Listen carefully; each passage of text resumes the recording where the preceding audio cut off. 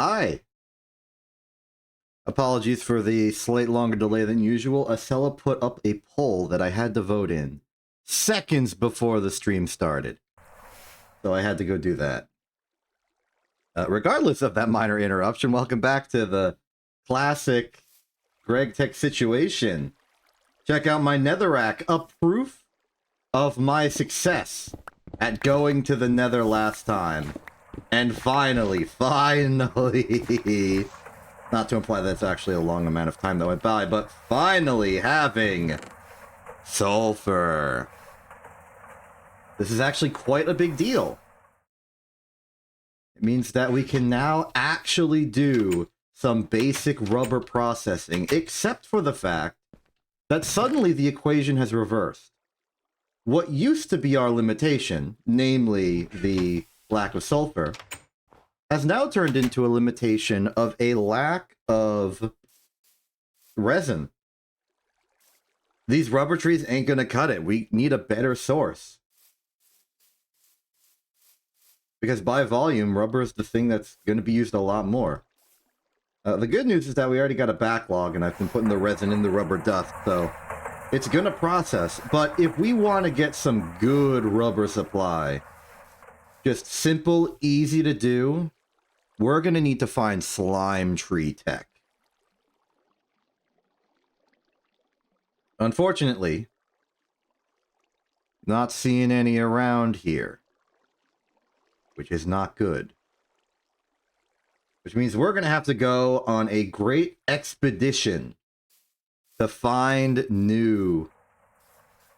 find any slime at all for the first time ever. Also, hi, Acela, apparently.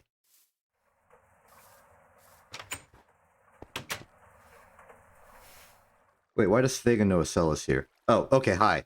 Hey. Hello. I'm currently trying to invent rubber. I need to go on an expedition to find rubber in the great... Oh, you resubscribed. I really need to make, like, proper alerts for that. We only have one for followers. But okay. Here's the plan.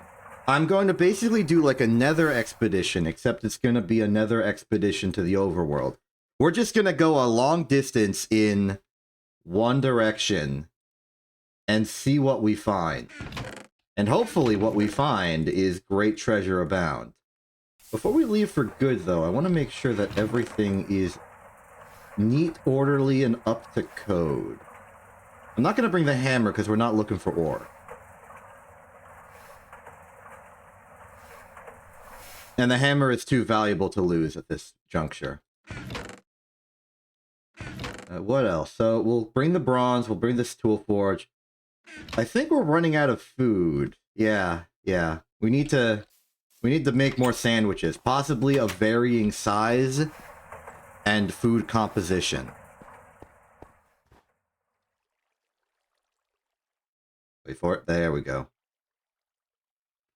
So that will be our first objective. Get some food, get a variety of food so that we can eat all the different variety of food. Then go on the expedition to find some slime. We are out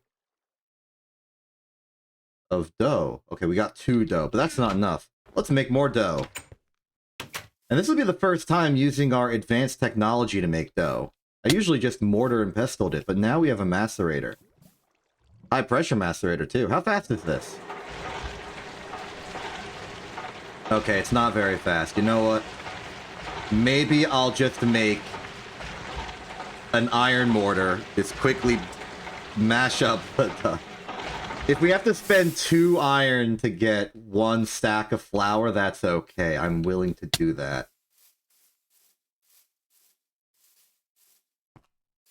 I'll just let that occur.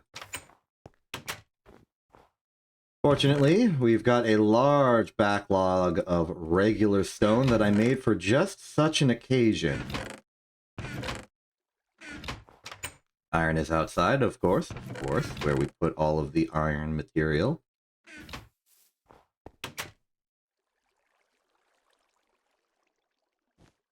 I am very excited for the onset of cool rubber technology, because that's going to solve even more problems that we've been having. Right, I put the sink outside because we were washing ores. Bonk. There we go.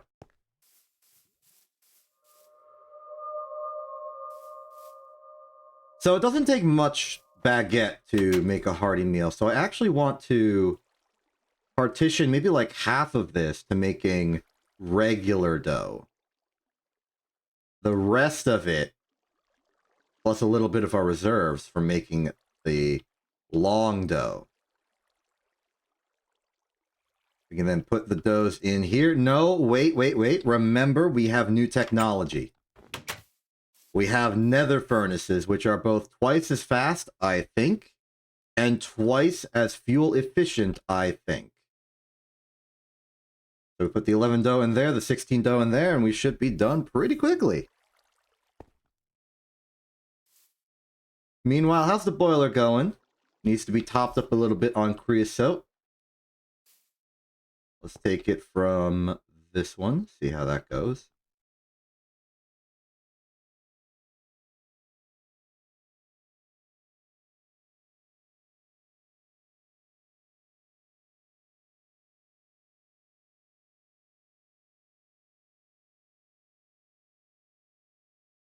I think our math still mathed this as being the correct amount of creosote to do this. There it is, full. Seems going good. We can maybe get more processes running for this. Get more rubber. Fill it up back here. Where am I putting the rubber? There, so where I'm putting the rudder. The rudder. This is now a boat. I'm sailing this ship.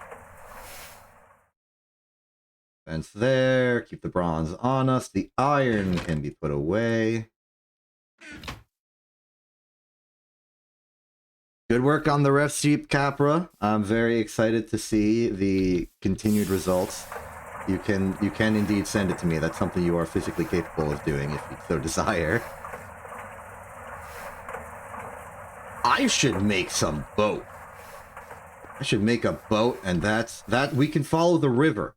We can use the boat and follow the river. I'll make multiple boats just in case we break one. Let's see, a boat is something like that, except better put together and a soft mount to construct it, right? Maybe not these?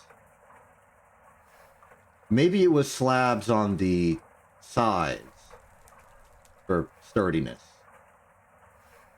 Nope. Alright, I give up. How do I make a boat? Oh, how silly of me. It's a knife, not a that. And I was right the first time. There we go. Okay, boat's ready. Put the extra dough away. Let's chop up some vegetables while we are here. We're going to need a solid bit of... The order of these is a little awkward. Just shunt them to the bottom and vow never to actually organize this inventory. Where is all of my stuff? There's tomato. Here's onion. Here's cucumber. Here's cucumber slice. Okay, we are good. I think half a stack of each should be good for our purposes, and then just a handful of onion.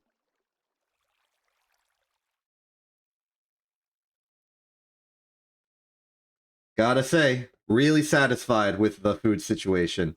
We could just make sandwiches. Weird thing to be so satisfied by, but I really like it. We're just sandwiching.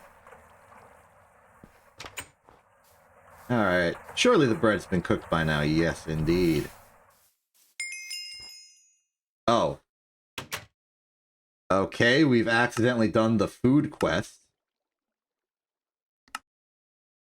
Nice.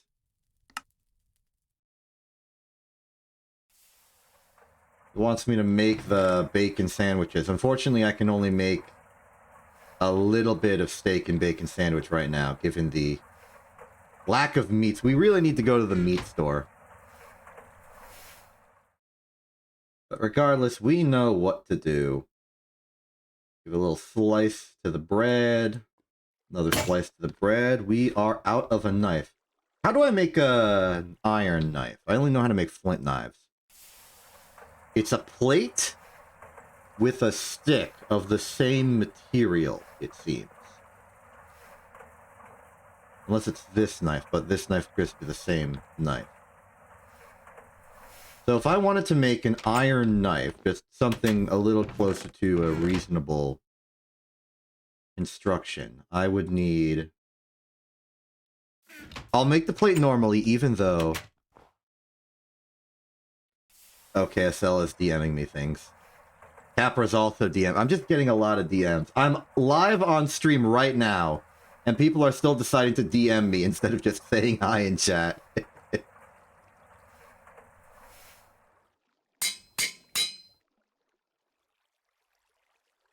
that a knife? You a knife? Do I need to file the knife? Yeah. Okay, new kitchen knife. Exciting.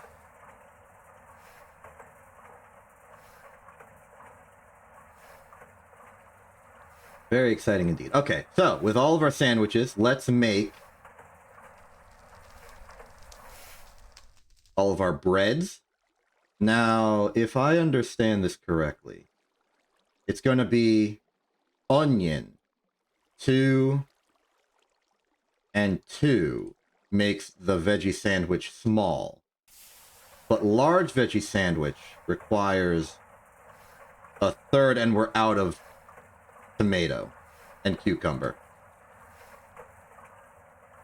Good thing we made the knife. Hard to see now that it's not like a darker color. Good stuff.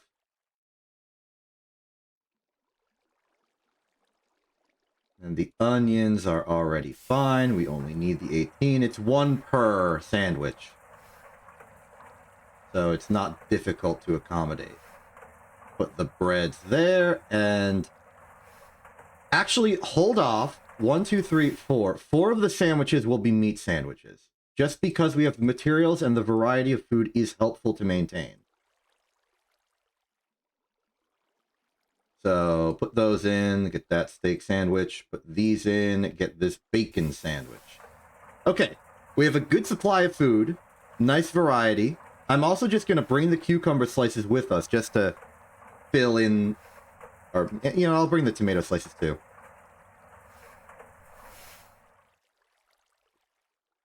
Our official mission here is purely to find and then perhaps secure slime tree technology. Whether we succeed or fail is okay. We will go on this journey. Everywhere we do not find one, we will know there is not one there. I'm going to be using boat technology, and basically if I lose one boat, I'm going to swim all the way back. But before we go on our journey, let us take a nap. Gotta wait like 15 more seconds. While that's happening, let's check the cactus farm. One of the big accomplishments of last time. How's it doing? 49 cactus charcoal. Very good. If we had a spare coke oven, we could start making cactus coke, and therefore burning all of our iron into steel, which we're already doing. Speaking of which, I should clear out these of the backlog of charcoal that have been made here. Put enough in here to make a stack, fill out that back again, take out the ashes. There's a lot of maintenance work we can just casually do. Just a little basic upkeep. Just do our rounds every once in a while. I'm gonna bring more wood, just some spare logs that we have. Yeah, we'll take like a half a stack of pine logs. Just in case we get into any trouble, we need some wood for whatever. That's why I'm also bringing some torches. Well, some charcoal for torches. Okay. In terms of directions to go, we've done decent bit east. East goes to ice, which is fast, but I'm a little worried about my ability to drive a boat safely under these conditions. So instead, I'm going to head west. Maybe go as fast, like directly west as I can. And then just see if we can find some slime out there. Begin journey. Oh, right, I have to contend with old style boat. It's fine. We'll live.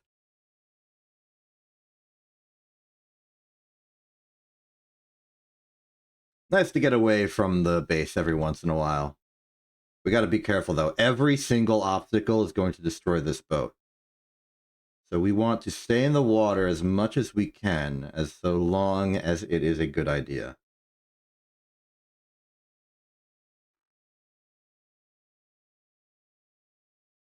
So, our mission. Our objective, pure and simple, is to find slime tree technology. Slime tree technology was the primary source of raw rubber that I used back in Season 1, and I wish to use it again. The way we got slime tree technology was mostly a fluke. I discovered a slime island, took the trees from there, and just sort of brought them back. Now you might be thinking, well, how is there going to be a slime island if the world generation thing told us that they don't naturally generate oceans in this biome? Well, the answer is that slime islands are actually floating islands. They're just little buckets of slime congealed into the sky that you climb up to, and it's just made of slime everywhere. So what we're really looking for is something in the sky. The fact that we're following the river is purely for convenience. It means I don't have to contend with geography or unnecessary use of stamina. It's also just nice and serene. And also faster.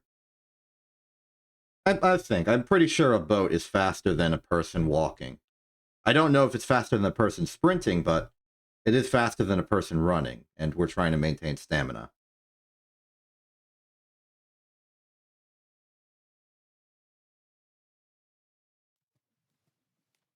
This will also give us a good opportunity to sort of examine the environments around us. If we want to get things from certain biomes, we'll now know what biomes are around us, at least in this direction. For instance, check out all that red sand. That's cool. We got some acacia trees. I feel like people generally do not like acacia trees, or at least savanna biomes in general in Minecraft. I personally am inconvenienced by the acacia trees in vanilla Minecraft because they are mildly inconvenient to get all of the logs at the top cleanly. But aesthetically, I think they're fine. It looks okay. It looks cool that they actually have proper branches on them. And that whole canopy thing. Hello! Oh, I thought those trees right there were making an arch. And we were going into some fancy castle village thing, but no. It was just some acacia. That said, that's a nice little bit of inspiration from nature, if you're looking for it. Got a little dry, arid mountain over there. That's cool. Hey, Kit! Check us out. We're on a quest to find a slime tree. We have rubber trees, but I don't trust that they're not going to go extinct. So we're off on a quest to find slime trees to cultivate.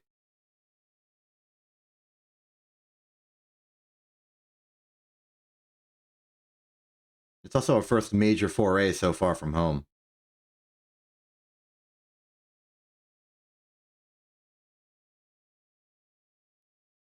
When I've cut down rubber trees in the past, I have gotten very unlucky with...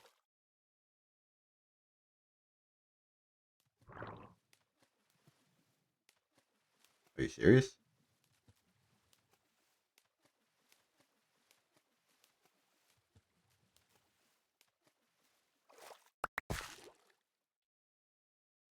Well, this stinks.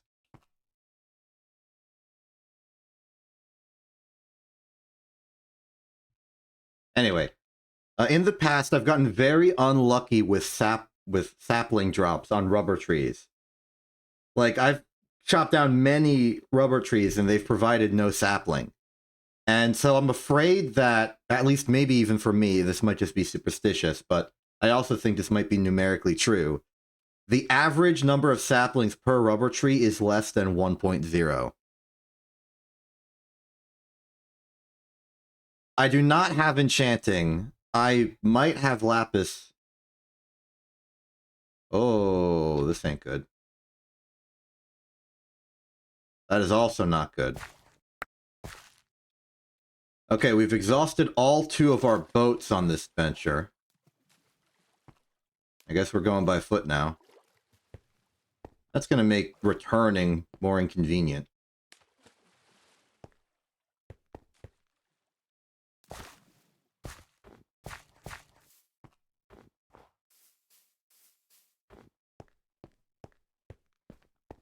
Well, this is a weird way to maybe go about it, but I think I have enough bronze that I could bootleg myself a saw such that I can make more boats out here.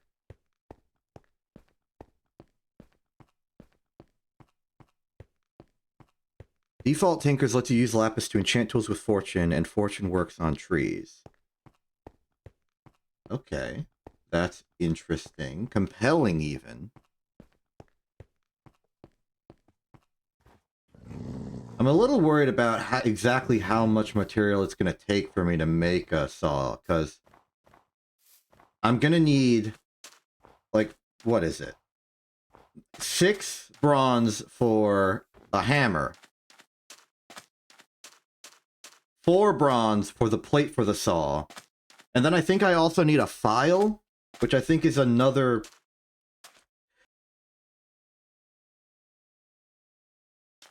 another 1 or 2 plate, which is another 2 or 4 thing. That said, if the world just is gonna give me more bronze, then that might help. Ooh, a delighted meal. Enthaumium gets excited about that. Red alloy is also just free. I'll leave. We got purple drink. I'm a little afraid of what this does. Okay, it's just purple. Alright. Alternatively, now that we don't have a boat anymore, we can explore non-aquatic paths. Ooh. Asa.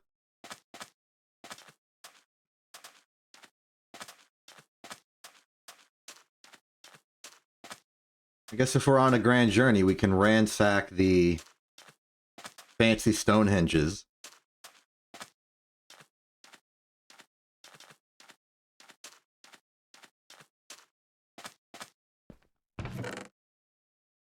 A disc.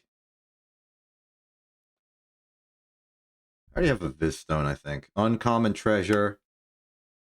More bronze. Wheat. Copper and tin. Basic turret. Holy water. Antimony. Wrought iron. These are all valuable. Maybe I should trade in some of my less necessary stuff for some of this stuff. Get some tin. I already have a Viz Stone, I think. Like, yeah, I got a Viz Stone right now. I'm Vizzed up. It's fine. Don't worry about it.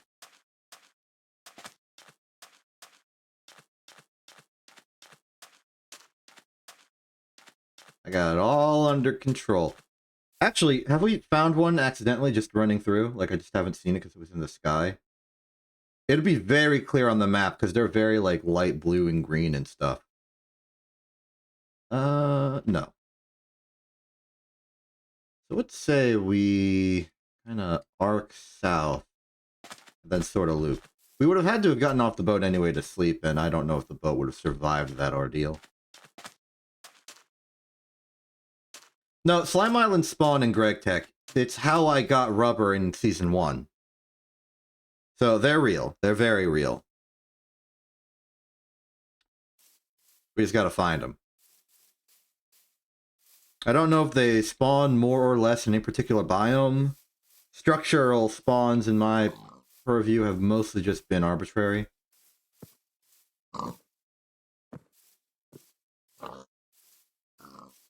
I think most important is that we just cover a large area for the best chances of finding one.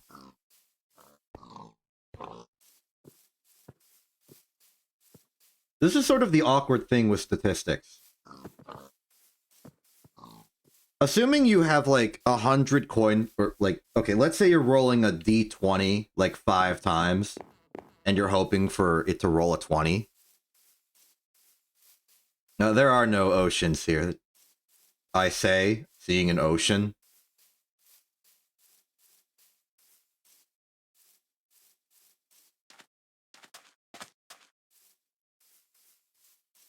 Wow. I thought oceans were extinct. I thought they weren't part of this biome overhaul generation. I was told as much in the mod, in the quest book.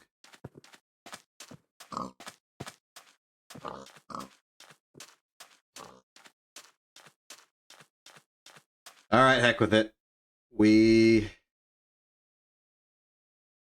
Let's make this Let's make this tech. This Greg tech.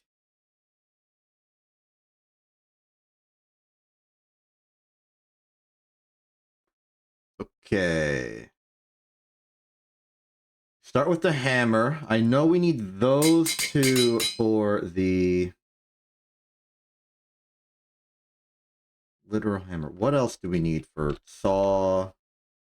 The saw blade is the part that I'm concerned with. It is two of these and a file. No, hammer and file, but important file.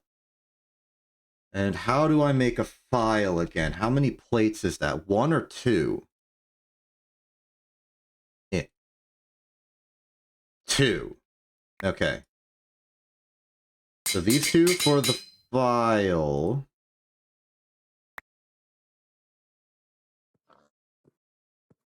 Here's our file. Here is our saw blade. Put a stick on it. There's our saw. Now we can make this.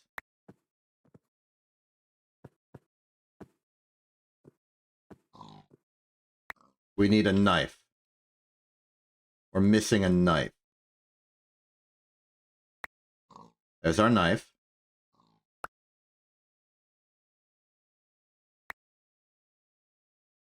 There's our boat. I'm going to ditch the spruce saplings for this.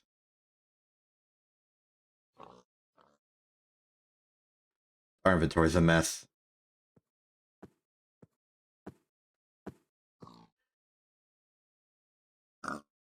But alright, we got more boat. To the ocean. Wait for it. There we go.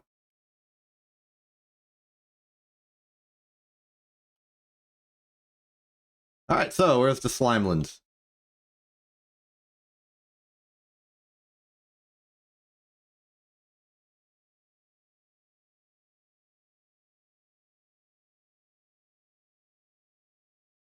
There's oil. Not a slime island.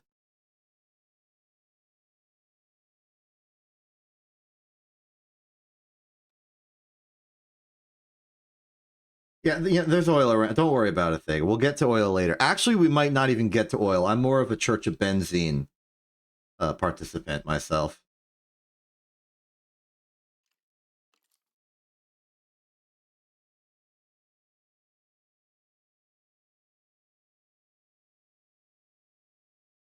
Does America even care about oil anymore in terms of like territorial conquest?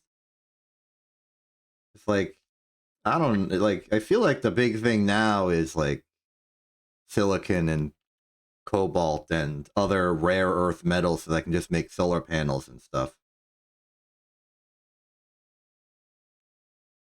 I feel like the world has reached peak oil caring, and everyone who still cares about oil in like a grand long-term sense is mostly just like the old oil barons not realizing that they actually need to adapt to changing circumstances.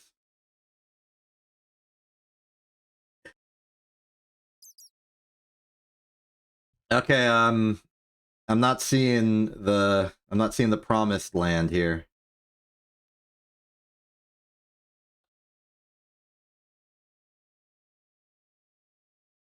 This is looking solidly like a lack of actually a slime island. And in retrospect, I don't know if that was an ocean or just an obnoxiously large river. Maybe a lake.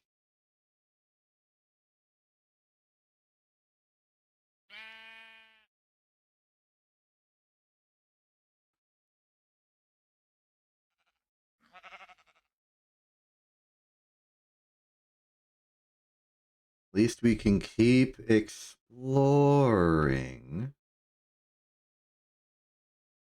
Ah, that's a castle. Like the classic castle from season 1. Oh! Oh! Dang it. I was worried that the lily pods would break us and not the other way around.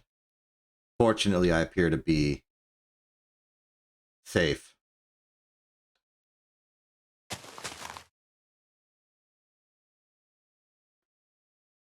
I think going east would take us back to the same river we started on. So let's go north.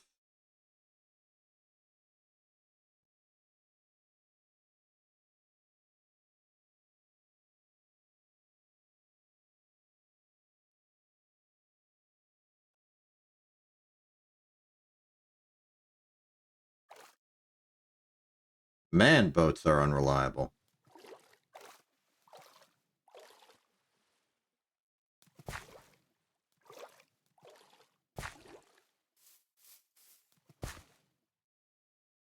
Oh, this is the mud.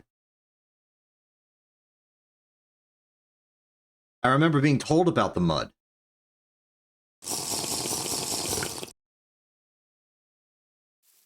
Yep, that's mud. If I understand, you can use the extractor to get clay out of the mud. Not that we're really starving for clay right now.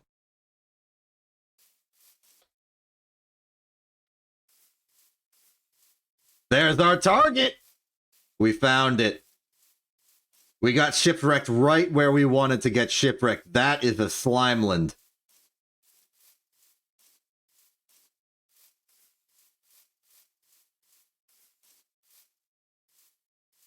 Okay, we want to prepare. We want to give ourselves some leeway and safety and stuff.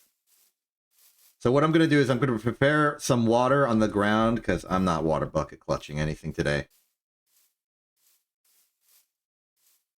I'm going to prepare a little pool of water underneath the slimeland such that when we return, we can simply fall into it and not have to worry.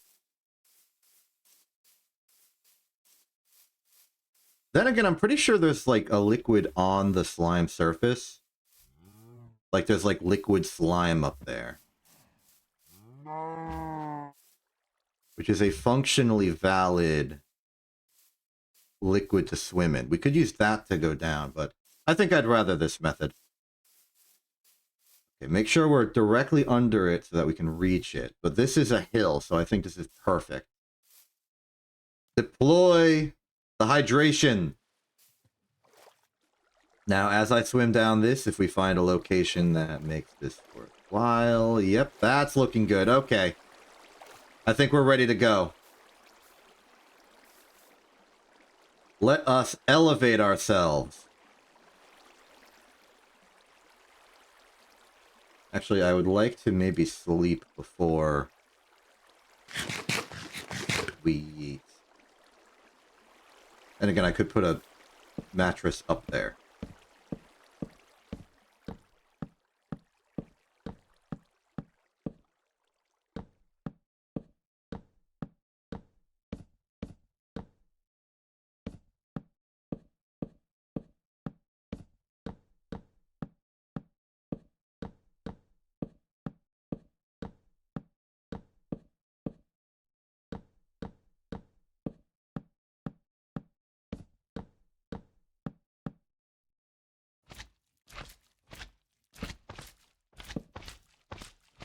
Hmm.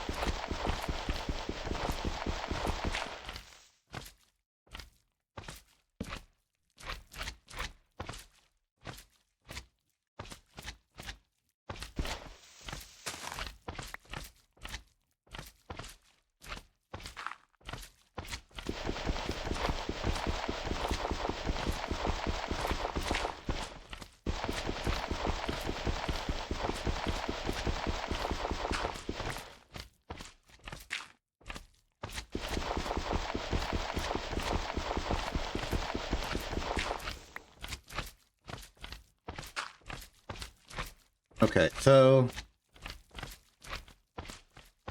getting back up here in case we descend will be tough unless we can release the slime. So I think priority 1 is release the slime, which is 1, 2, 3, 4, 5, like 5 blocks forward.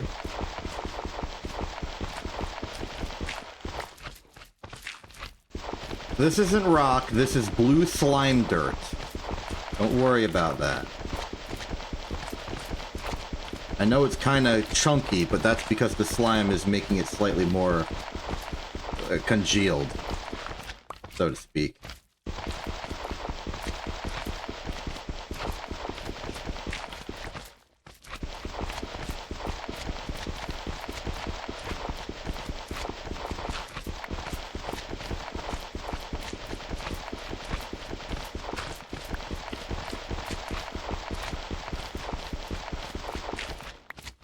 Oh, I was already missing. Interesting. Okay, this is gonna be my designated exit hole, assuming there's nothing under here. There is indeed nothing under there. Excellent. This will be my designated exit passage, which is to say my entrance passage. Oh.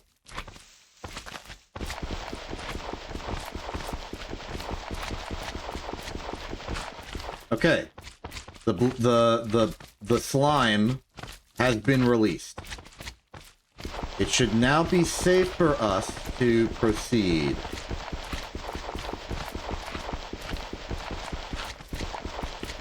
Be warned, there are slime up there.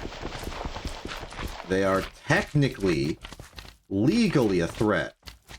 But fortunately, I have the tactical advantage here.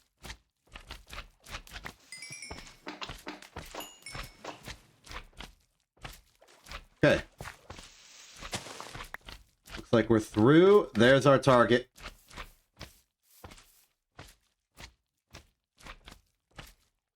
Oh, I have room in the lunch bag. I can put some sandwich in there. I can eat this sandwich and put that sandwich away, thus opening up my inventory.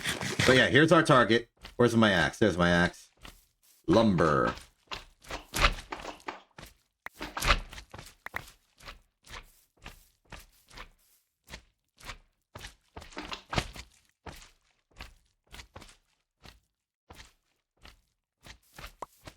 There we go. We have what we came for.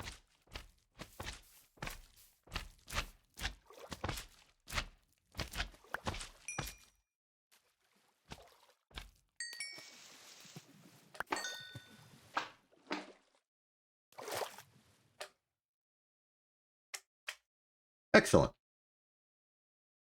Now, I'm not one to let the local ecosystem become destroyed in a bad and unpleasant way, so I will be sure to rectify any possible ecological problems that I may cause. If I destroy some tree, I'm going to replant it. Don't you worry. So I've broken 2 trees, so I've planted 2 trees in replacement, and we have 3 extra saplings. Kit, you are incorrect. You can just place them on anything. You can place them on regular dirt.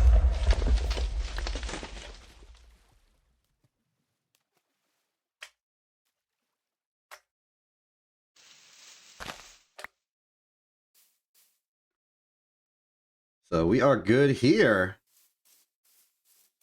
We got the slime.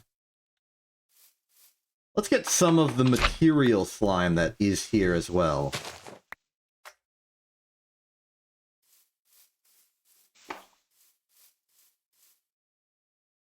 I don't know if we have a use for purple sign. I'll take some. Just to sort of...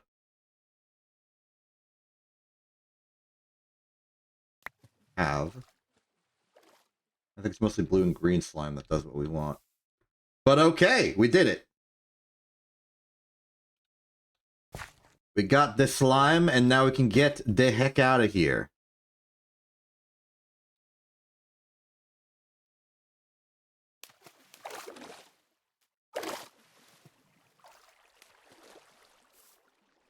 Oh, that's cool. The, like, flow of the slime doesn't actually move like water flow does. That's a neat touch. No, wait, it does move. It just moves really slowly because it's slime. I saw it update.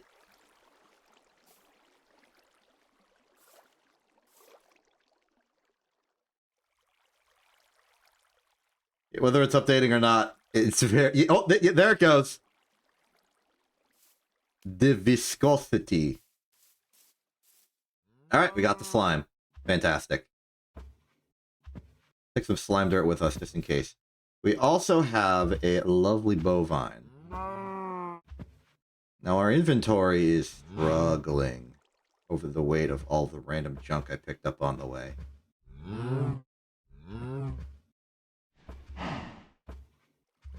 Used for purple slime, water tank sidings, of course, infuser, mixer, multi-block, centrifuge, okay. Ooh, pulp immediately. Right, I remember. I think. Hey, cow. What are we willing to get rid of for this? I would like to get some steak while I'm returning. Maybe the charcoal? Do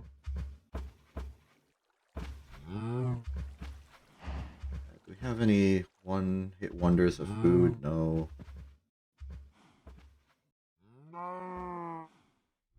The flint, maybe? I can make more flint.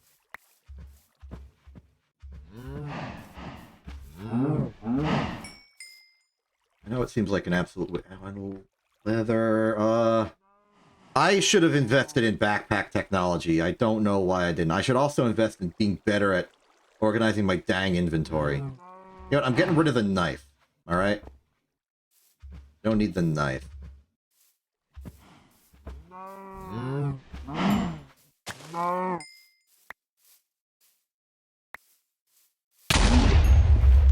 Yeah, the cow exploded. What of it? Okay, bye. I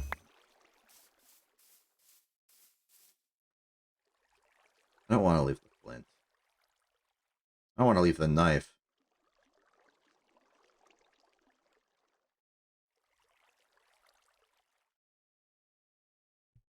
A struggle. Just an absolute struggle. Okay, where's home? Home is very east. Let's just go very east. We're about 3 kilometers out from home. But it's pretty much straight line.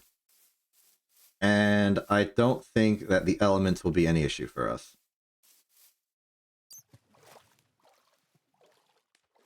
I forget what the walking speed of a Minecraft character is.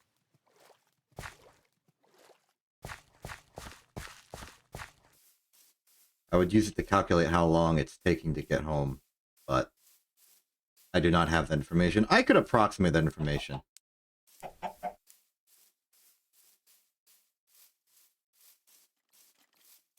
It's like 5.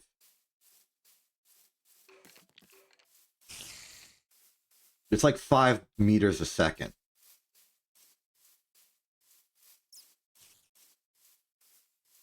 Something like that, at least.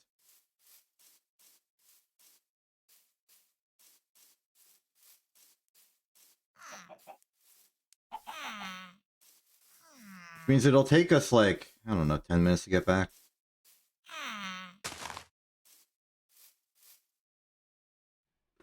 Not too bad, I guess. We should be home before the end of the hour. Hour relative to stream start, not hour relative to any actual clock or timer. Once the stream starts, I'm basically going off stream elapsed time for any chronology whatsoever. Well, a block is just 1 meter. Like, it's 1 meter aside. That's like the conversion. It's why we use blocks for measurement. It's because it's basically a meter. And look, those numbers over there, they're in M's. They're in meters. Because a block is a meter.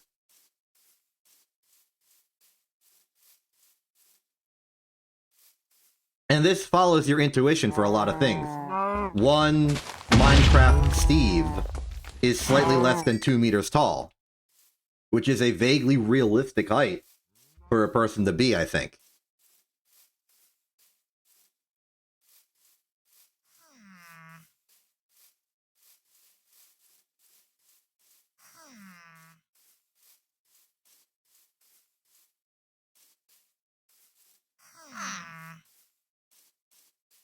Ooh, modded bamboo, not to be confused with regular vanilla Minecraft bamboo that came after this version of Minecraft came out.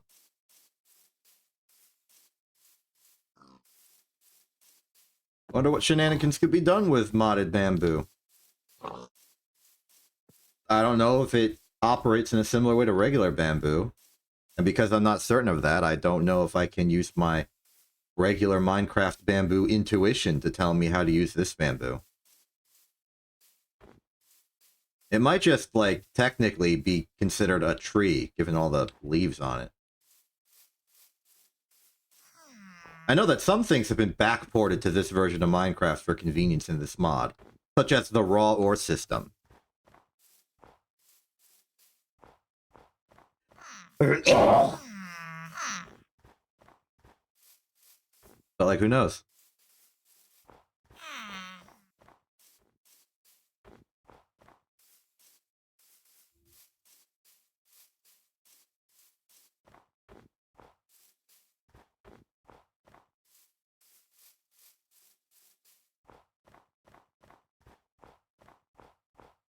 Here's the connection point to the ice river.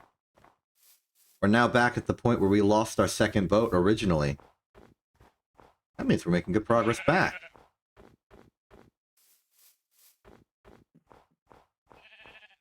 Looking at the numbers, it's about a third of the way. Which, given the fact that it's been about 3 minutes, makes complete sense.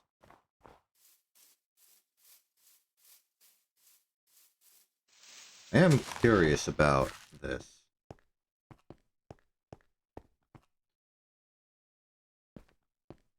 Man, when Quentin and I got to that castle, we did some good renovations to make the thing not look like it's a derelict pile of junk falling apart. I forgot how much, like, restoration we did to the exterior.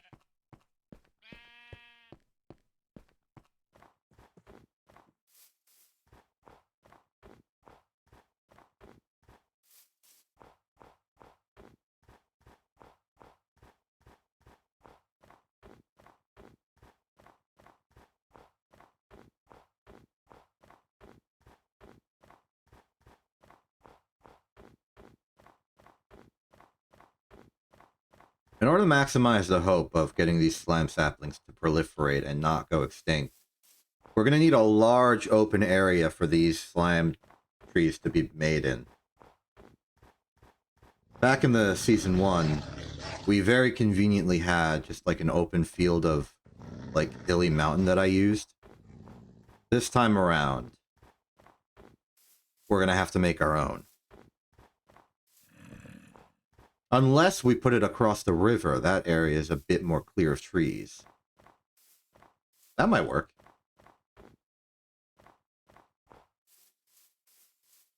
Is that mud again?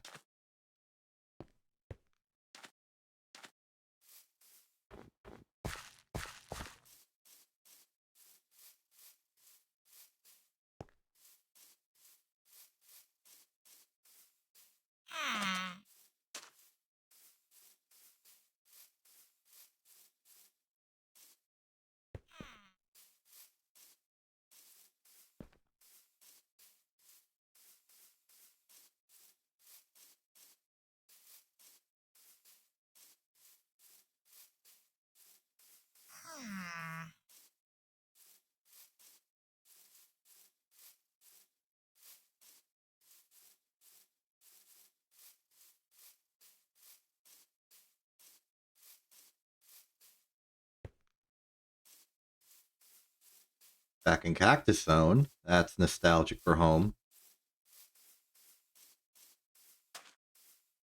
There's going to come a point where we're going to have to follow the land around the river, because in order to get home, the river's going to be in the way. So we're probably going to reach home via going to lava first.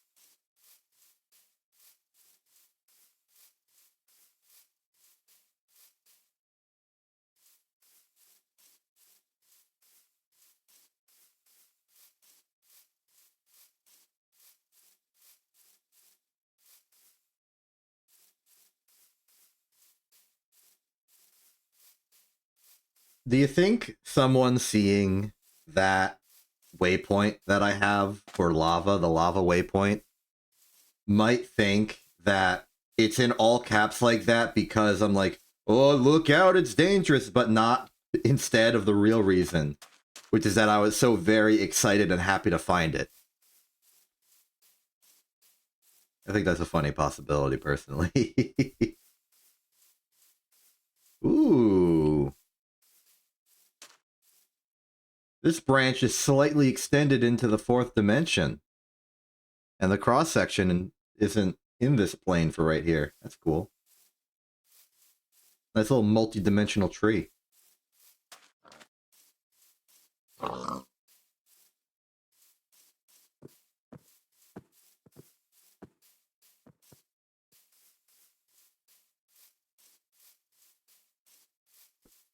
starting to revise my estimate for the speed. It might be closer to 4.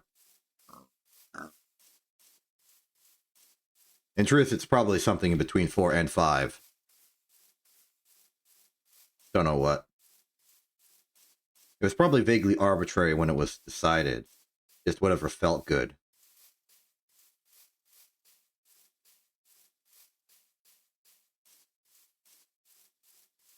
It's probably dictated by physics to a certain extent.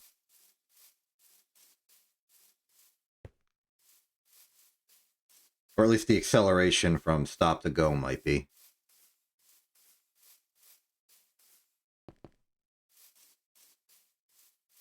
There's lava. We're almost there. I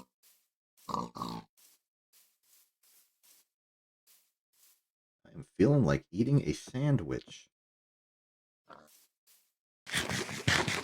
Maybe even 2.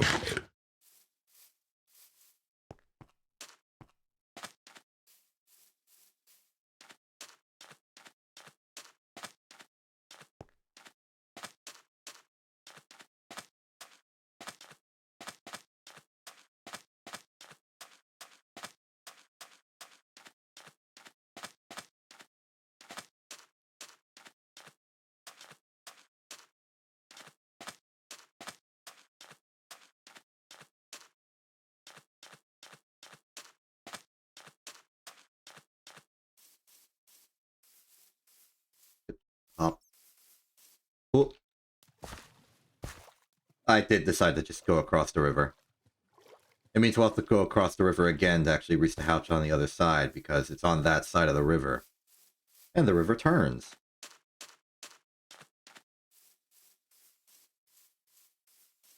As I understand it, the official way to designate sides of a river is based on the direction the river flows.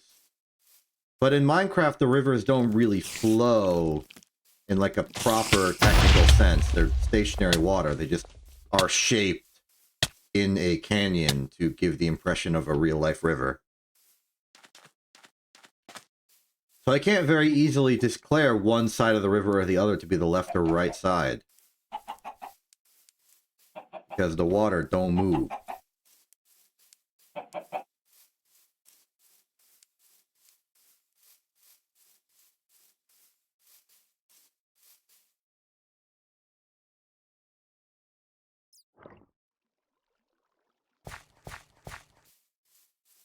Am I mistaken? I am. This was not the part of the river that cuts over. So I'm going to have to cross the river 2 more times. And the first time is in a place I've never been to before. So it might secretly have a dynamite trap that will make me explode. I don't know if that's actually true. I don't know if such a thing exists to trap people crossing a river. Or in any context. Due to its uncertain level of reality. But it's also the kind of thing that I wouldn't put it past to just randomly be in the mod for some reason. It'd be kind of funny. Alright, dynamite trap was not there. Ooh, pitfall trap though was.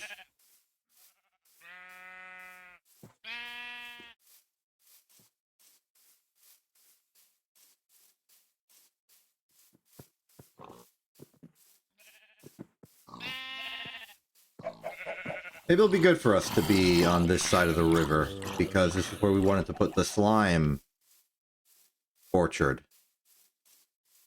That makes it convenient.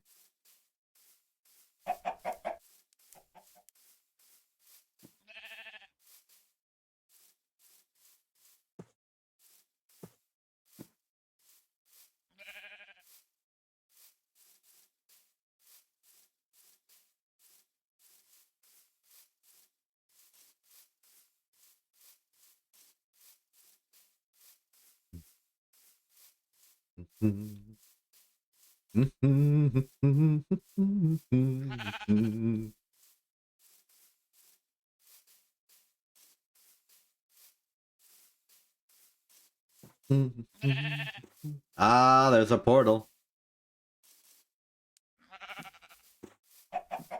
So I guess this sector over here would be our farm. I prefer a level area. See if we can't make that happen.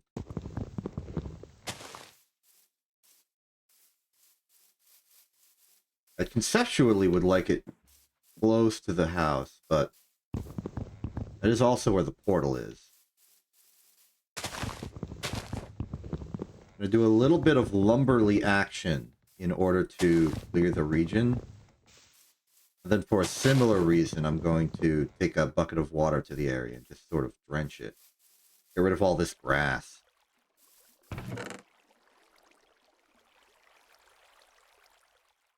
Put some of our folly in there. With the dirt, yeah. And it's not like we need to start big. We only got 4 plant. Just to say we only got 4 to plant.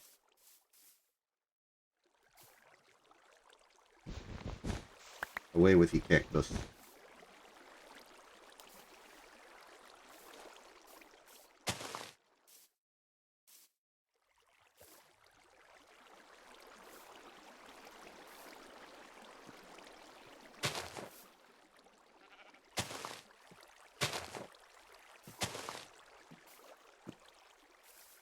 Oh, it'll have to do.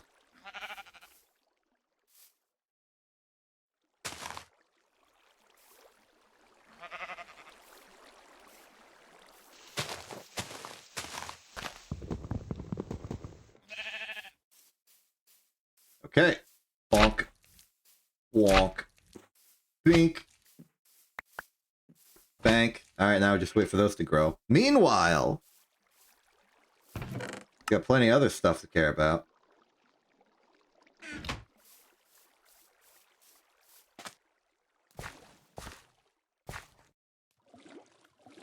We got plenty of resource. And now we can start doing stuff with them. That secures our future supply, but we already have a present supply. So we can get to work making rubber.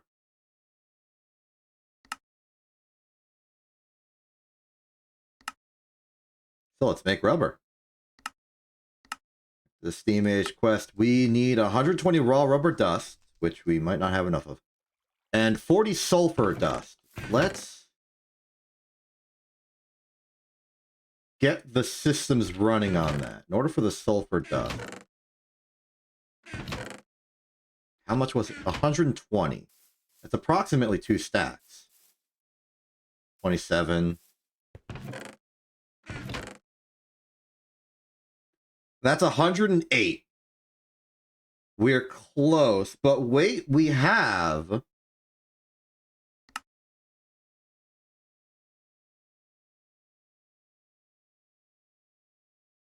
We have some slime.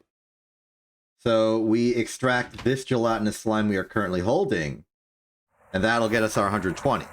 Meanwhile, in the sulfur category, we need to just run some of this sulfur through the high-pressure macerator. Like so.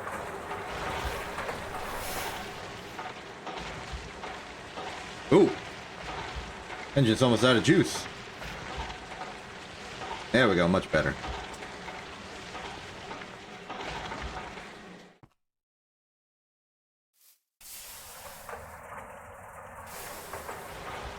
Now let's put the disc away. We have a jukebox downstairs in the dungeon somewhere, so we can play some of this stuff. Bar and mall. 2 good selections.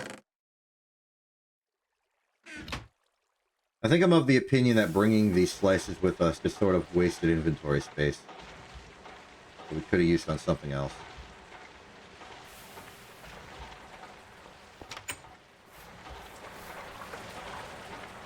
Let's cook some of the meat so we can make steak later. And then put the leather away here, I suppose. We got more leather for more leather operations.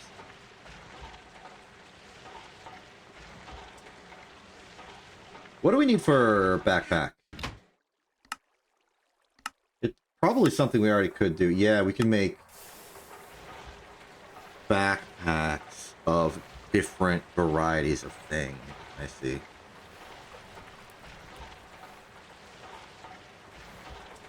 Well, I suppose that we could make those. Might help the inventory a bit.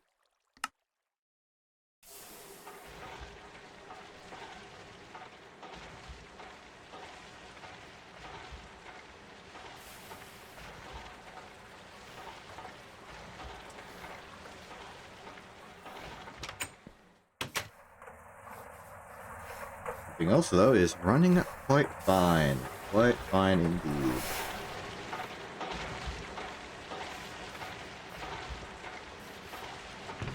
As for our sulfur, we have it.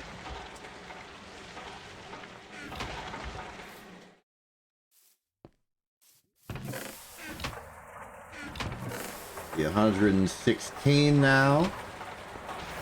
4 more is all we require. For the quest, at least. Put some of our brand new ores away. I don't know why I decided to take the tin and not the copper. We are loaded on tin, not so on copper. Actually, that's not true. We have ground up a lot of chalcopyrite. That's just waited to be smelted.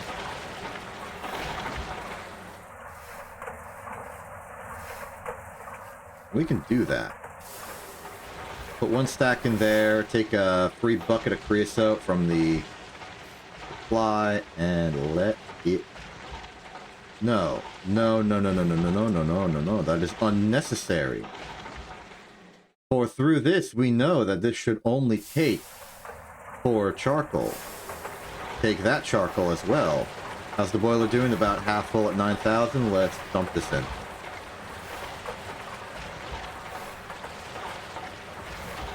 Would really like the ability to make these automatically just flow in as necessary. And we're getting there.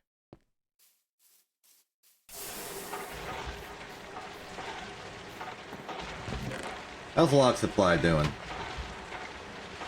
Oh, we're at about 4 stacks in reserve. That's good. We got more super spruces we could chop down.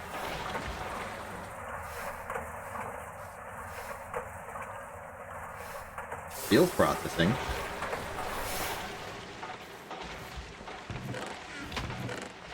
Happy about that.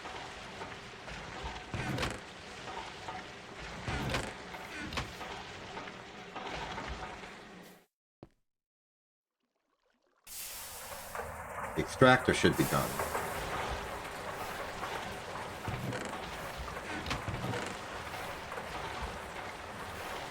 Okay, that is the requisite raw rubber dust for the quest.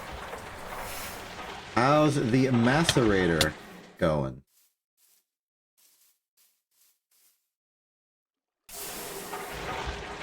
$28.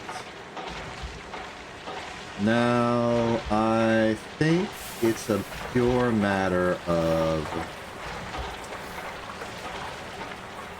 chunking it down and then cleaning it. So 28 is 28, 30 is 30. It is night, I'm asleep.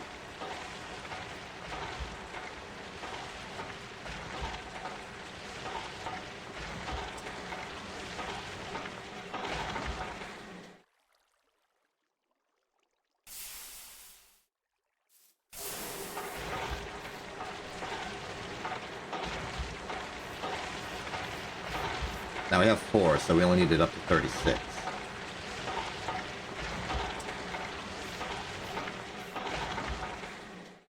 And we can start the forge hammer on it.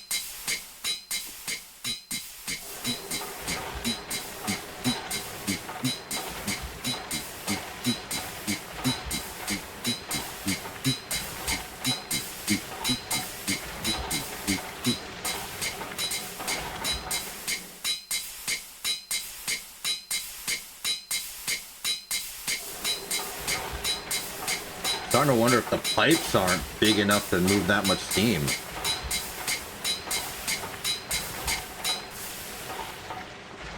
Wild.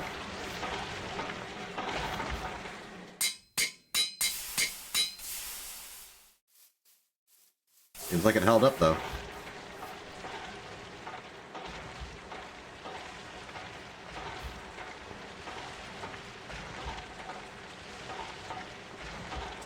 Okay, so we got our 36. Move this up here for convenience. Put the bucket in there.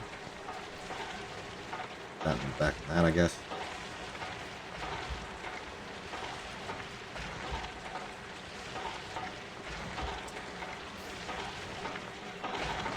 Guess the solution is do that. Wait for it to empty. Get my bucket back. That'll work. Okay. The sulfur goes in there. Take out the existing sulfur. Go back to the sulfur quest so that I can mark my progress through this. We got rubber bar, which is alloy smelt.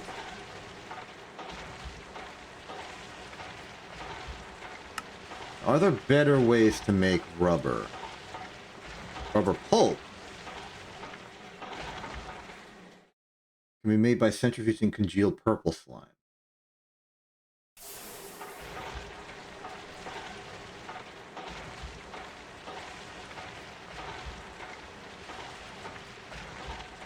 Interesting.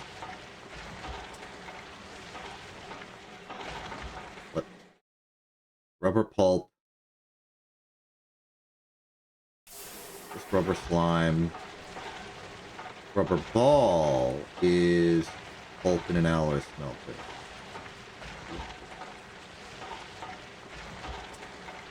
going in circles here. But I just want to understand the process that's available to me.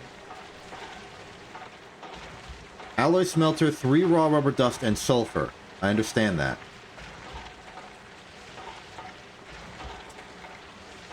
Fluid solidifier with rubber. Alloy smelter molding is just with other rubber. Maybe rubber chip? Just recycling rubber through means. Okay, what about molten rubber? That is fluid extractor on a thing that is already rubber. Or chemical reactor with 1 raw rubber dust and 1 tiny pile of sulfur. I think that's much more efficient. Because it's 1 and 1/9 for this, as opposed to what we're doing right now, which is 3 and 1 for 1. It's triple in terms of raw rubber cost, and 9 times in terms of sulfur cost. So I think we want to invest in that if we're going to be going heavy rubber tech. But we can't do that yet. So we will simply make 40 rubber in the intended method. It'll take a while.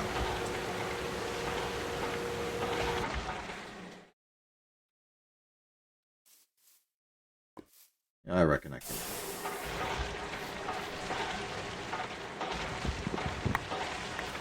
Allocate a hopper to this.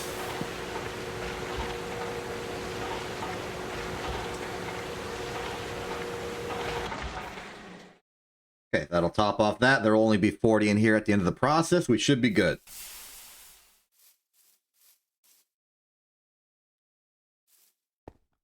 Cool. How's this looking? Got my bucket back. Thank you.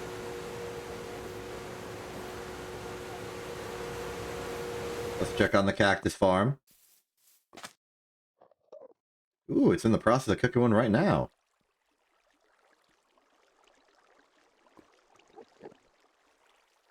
I guess we can use cactus coke oven creosote for our processes.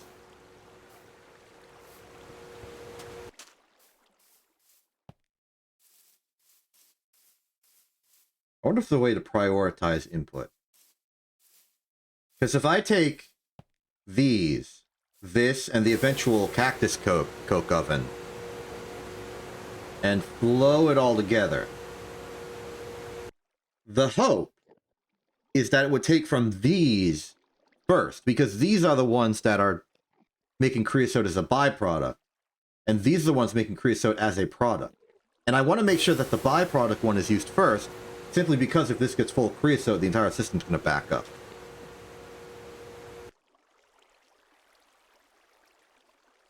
Good, that works. Now, it means that the cactuses we're going to be getting for the foreseeable future will just buffer up in here, but that's okay. I simply remove the cactus coke at the end of the process, bring them over to our bricked blast furnace, and we're good to go. Clear out the tiny pile of ashes while we're here. Wait a minute. Oh, I'm starving. Okay. Well, let's eat one of these delighted meals. Wow, that was delightful. If I recall, a delighted meal is one of the foods in the Great Food Quest. So I don't want to eat them to extinction if we already got some for free. Same reason I'm keeping around the epic bacon. Okay, rubber is being constructed. That's very exciting. We can start doing rubber stuff.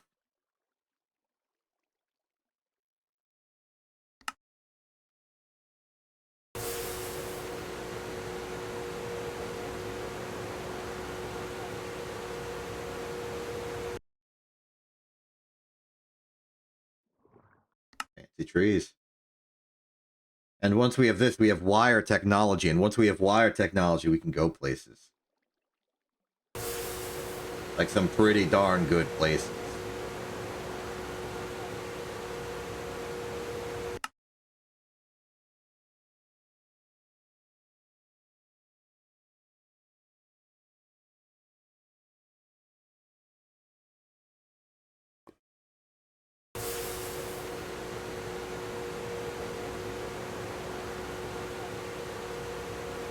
the Mass Processing Quest tab. This tab introduces you to a wide range of extremely powerful multi-block machines that can replace your old, worn-out single blocks, and some that can replace your old multi-blocks. Many of these new machines will require you to handle additional mechanics and requirements, but it will be worth it. Here are some terms you should be familiar with when you enter the world of multi-block. Overclock. If a machine can handle at least 4 times the voltage that is required for a recipe, it will overclock, causing it to require 4 times the EU per tick, but also run twice as fast. This can happen multiple times. Perfect overclock, often phrased as does not lose efficiency when overclocked. Some machines, conditionally or unconditionally, perform perfect overclocks. In this case, the machine will require 4 times the EU per tick, but it will run 4 times as fast instead, leading to both increased speed and no net increase in the total EU usage. Parallel, often phrased as processes X items. Machines which parallel as a verb, act as if they are running multiple of themselves. That is to say, they're able to perform multiple of the same recipe at the same time, using the recipe's EU per tick multiplied by the number of parallels. Machines which parallel will prioritize this behavior over overclocking, which is good for you. Parallels are more efficient.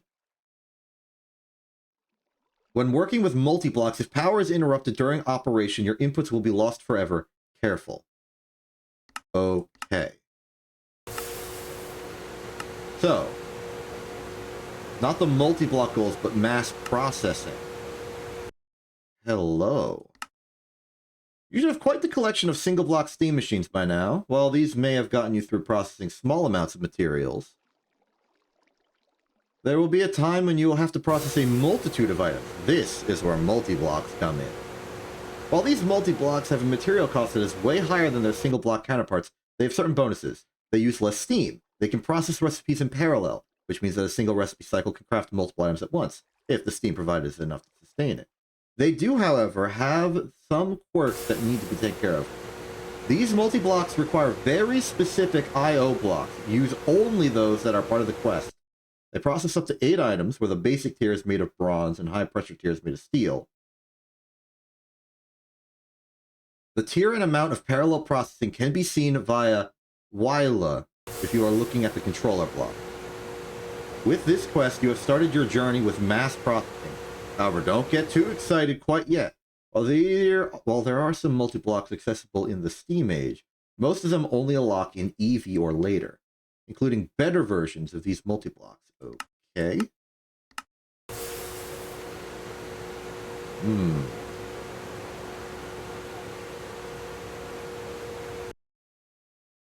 Well, of all things in my factory, I think the one that is probably going to be the big block of pain is just bulk macerating. I would like to bulk macerate. This is an upgraded version of your trusty old steam macerator. As a 3x3 multi-block, it might seem expensive if you're in the Steam Age. However, the processing time per ore is so low that you can sustain your beginner's ore processing system with it. The main reason to switch from this is the high voltage macerator, which unlocks a slot for additional byproducts gained from the macerating step of ore processing. The steam grinder, in comparison, will only return the first item shown in the recipe output. However, this will do just fine until high voltage. The steam grinder can only process recipes up to low voltage tier. Okay.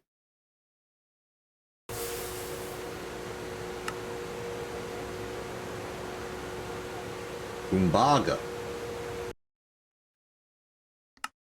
Tin, bronze, Tumbaga hopper. Okay. Output bus is just the Tumbaga horizontal instead of vertical. Steam hatches bronze and ULV fluid tank, which is a large clay fluid pipe, and water. You gotta put the water in it already, funnily enough. And then bronze plated brick, which is brick with bronze plate around it. And then the steam grinder itself is 2 pistons, Tumbaga, 2 diamonds. Some more bronze plated brick. Oh, I get it. So 4 of them goes to making this.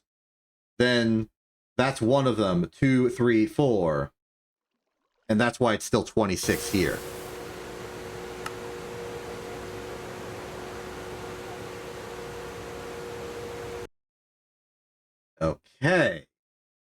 Steam hatch, input bus, output bus. Interesting. I'm compelled. Whoa. Now, they are correct. This is going to require some absurd level of processing. And materials. But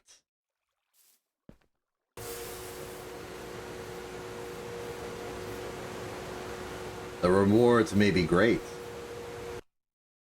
Great indeed.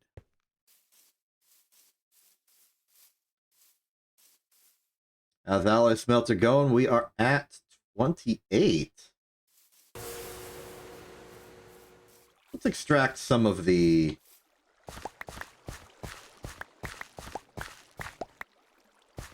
glow plant, glow flowers.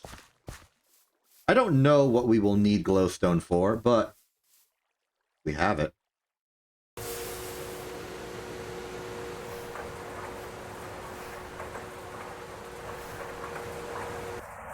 We have more rubber than the ratio calls for with sulfur, so putting this extra in here will just not be used.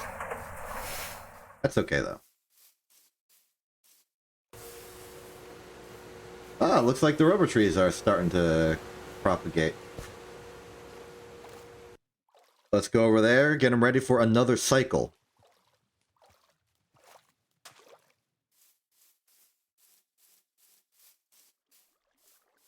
Now, the thing with these slime is that the correct tool is axe, but it doesn't treat these as proper 3. It just does the 3x3, which is sort of the default basic behavior. It would also appear that the leaves do not break until they break. So, interesting behavior there.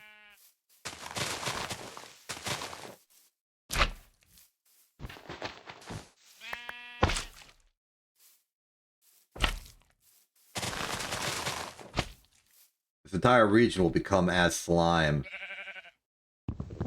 by the end of it.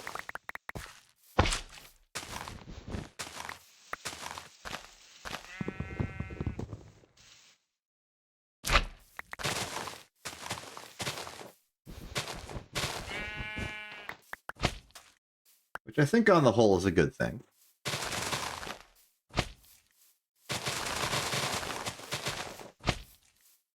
It's going to be a while before we get like automatable tree cultivation for slime tree specifically.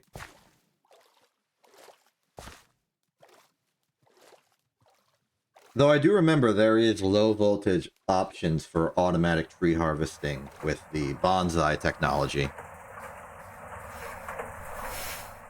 So I do intend to do that.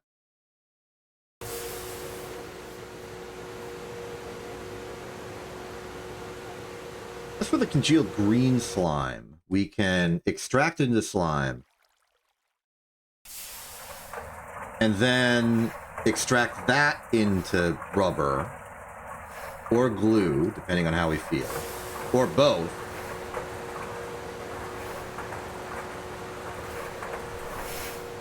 Okay, there is a steam centrifuge multi-block, it seems, so that could be a way we could do some of this stuff. But extracting makes 4, and then extracting again makes 2, so that'd be 8. This is a more direct path that gives us free glue. I don't know what we'd be doing with glue, but we have it. Starting to think maybe doing this glowstone processing was not a good use of resource. I will simply extract the glow flowers and ready them for processing later.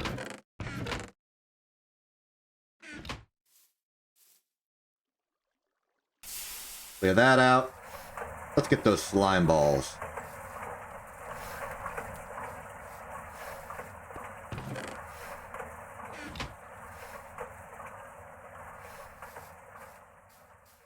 Bonk.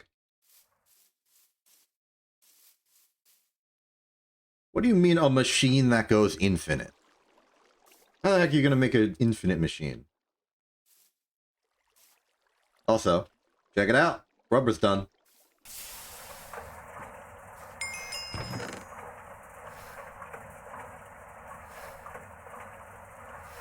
A machine that's output powers it. Okay. Well, I mean... how? So the thing fueling everything right now is my Railcraft boiler. It is powered by creosote. Creosote is currently being made by these two coke oven furnaces being fueled with spruce wood log.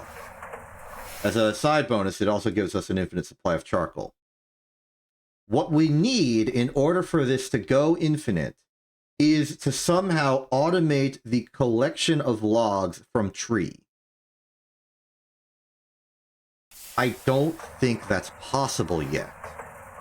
Because the closest, like, harvester machine I can think of, that's a super tank, quantum tank, is the crop manager, and the crop manager is a low voltage thing.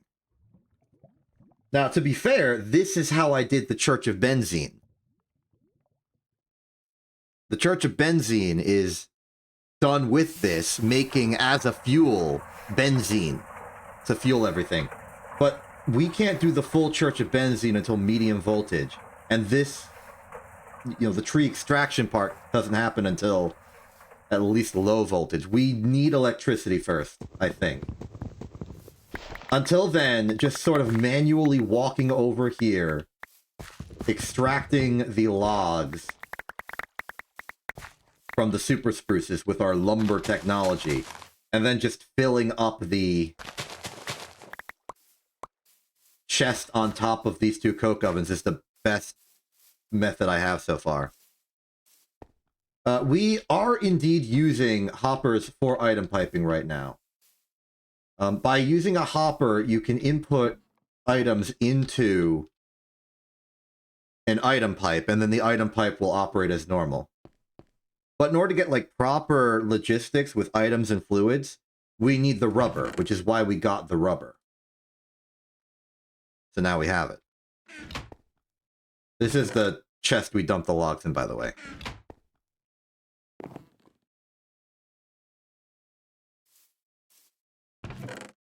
With that settled, it looks like, yep, that's done, that's done. We can now extract rubber from the slime balls and perpetuate the cycle of existence. So, back to the quest. We have rubber. Mission accomplished. What do we do with it? This requires wires. Let's make wires. We can now start going into Tier 1. Two of the very basic materials for machines are wires and cables. For cables, you can either use a rubber sheet in the crafting table or use rubber bars in the alloy smelter. Not very efficient, but there will be a better way later. Now, a rubber sheet is made from the smeltery. What's the conversion rate on that? Oh, no, it's an alloy smelter thing. 2 bars. Okay, so it's 2 to 1 for plate as normal. But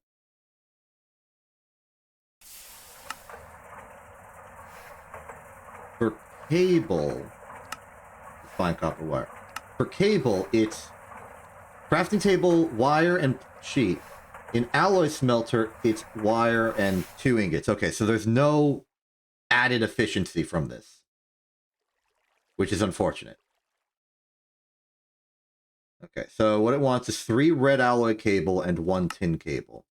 Red alloy wire is wire-cutted plate, which is an absolute pain. Wire mill is unfortunately low voltage, so we can't do this any faster way, or more efficient way. So, let's just start this. We're going to need 3 red alloy ingots, 7 tin ingots. No, sorry. Even worse, these are made of plates.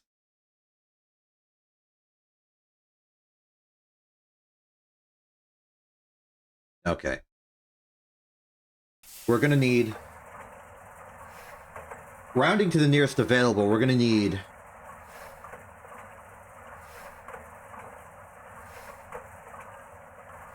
6 red alloy.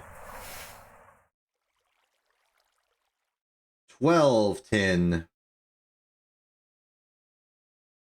36 copper.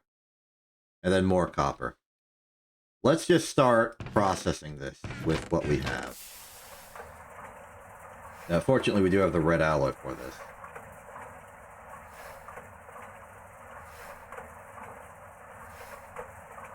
Thank goodness for the forge hammer, making this slightly more fuel efficient. Material efficient, I mean. That'll make 2 plate, which will be 2 wire, and then this will make 2 more plate, which will be 2 more wire. One day we'll have a wire mill, and this will be slightly more efficient.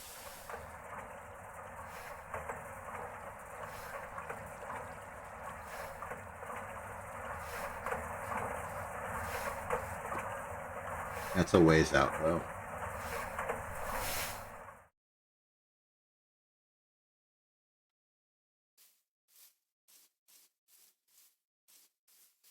More slime trees growing off in the distance. That's good.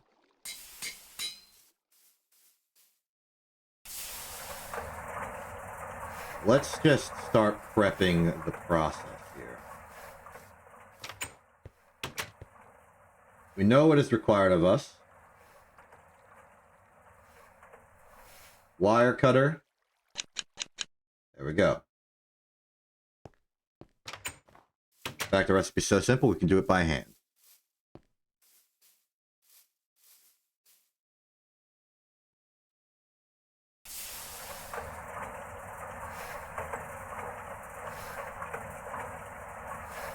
Is there advantage to rubber plate in the long run? I think we need it for something.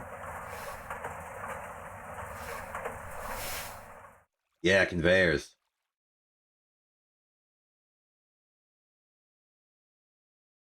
Making cables by hand with rubber sheets is faster and cheaper in power than the alloy smelter. Okay. That's compelling, I guess.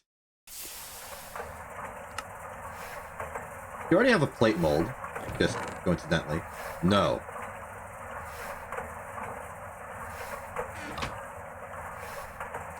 Okay, casting form from a blank cast is hammer, file, clockwise. I can do that. In fact, I can do that here because of all the dumb materials I needed for this.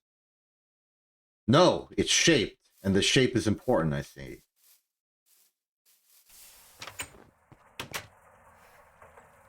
Okay. Hammer, file, plate mold.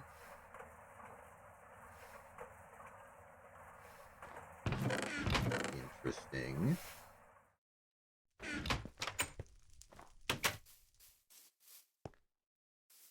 Now to make the mold, we're going to need steel in here. Do we have steel in here? Not enough. If I put in 5, that should be... That should round us out to 2 molds. So 1 for the future.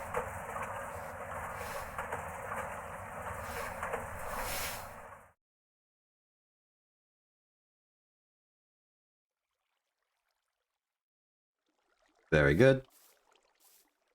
Okay, so wire cutter. These, we now have that. Let's do the tin.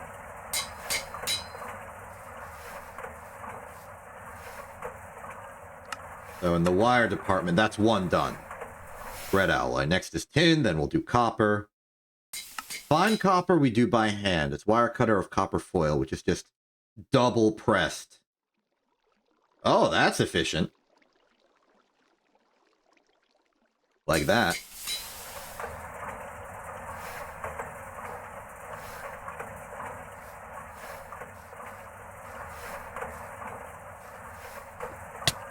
We're going to need 36 copper. I think we have 36 copper. We definitely have 36 copper now.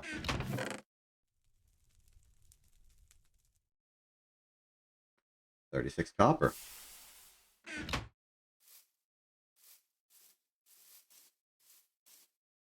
Steel's melted. Let's dump that.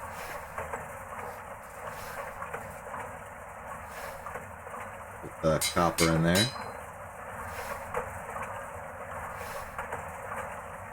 Wire cut these together. That's our tin wire. Here's our mold. We can then go to the alloy smelter with this.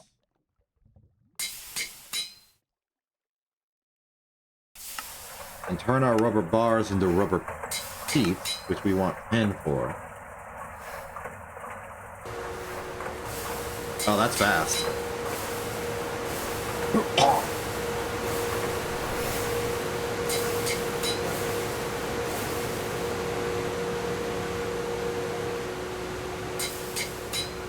Pleasure doing business with you.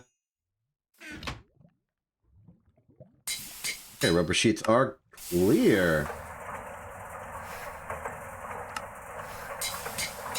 Now this opens up name remover. Plunger. The concept of pollution.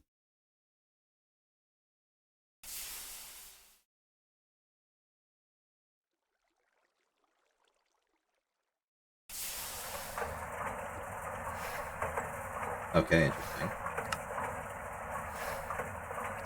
Soft mallet.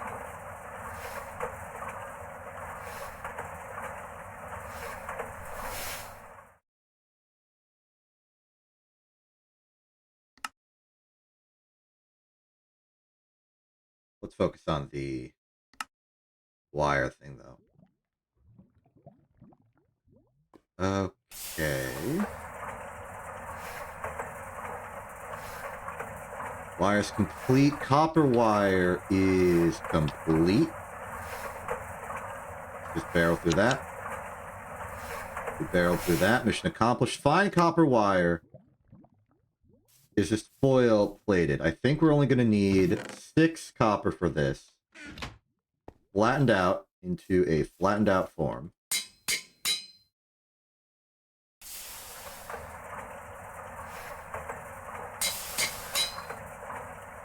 Oh, no, I was mistaken. We only needed 3. Oops. Hmm?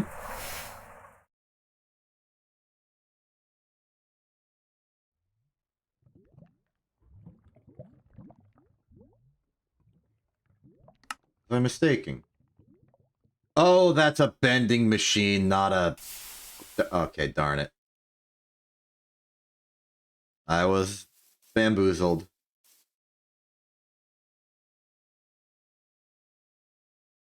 No worries.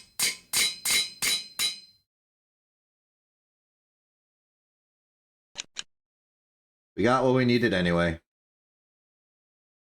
Okay, finally, red alloy cable, tin cable. That requires the 10 rubber plate we have already made. Put 1 less. 1 less. Cabled. Good.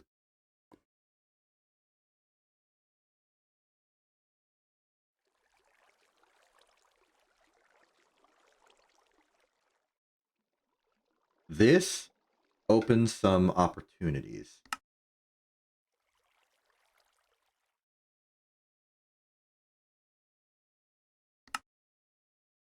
But where should we go from here?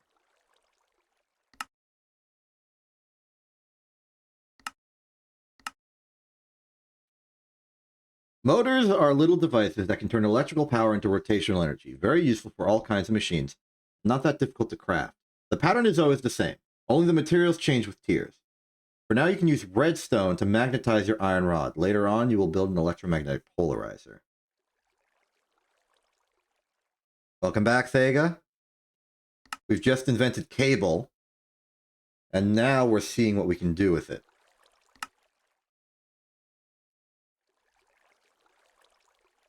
It's all about to culminate in the creation of our first steam generator. But we're not there yet. Start off. we need to make a machine casing and a machine hull. Well, that's tough.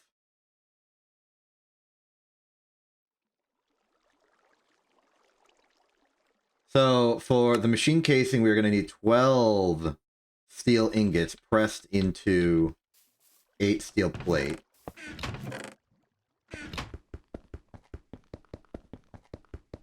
I'm going to use the wire cutters to pick that up, if you don't mind. There we go. All right. So 3, 6, 9, 12 will be made into 8.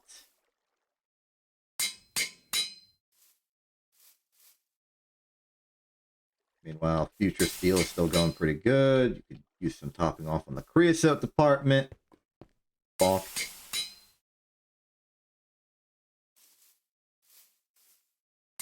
Soon. Soon.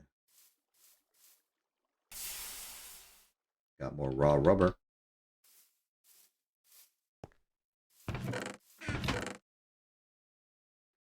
Frankly, I should just be processing a boatload of sulfur right now. Or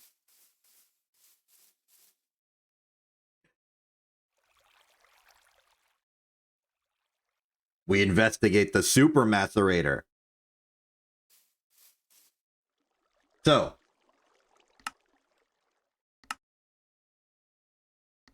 super macerator.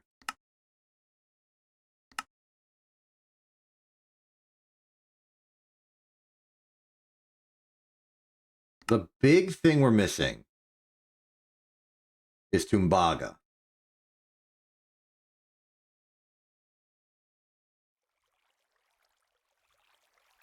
Tumbaga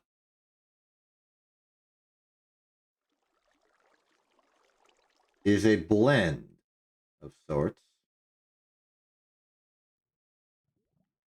of Tumbaga mix and gold. Tumbaga mix itself is a combination of copper and gold. So 10 Tumbaga dust is 1 gold and 3 Tumbaga mix. 1 Tumbaga mix is 2 gold and 1 copper. So that's 3 copper and 7 gold to make 10 Tumbaga. That's not that bad.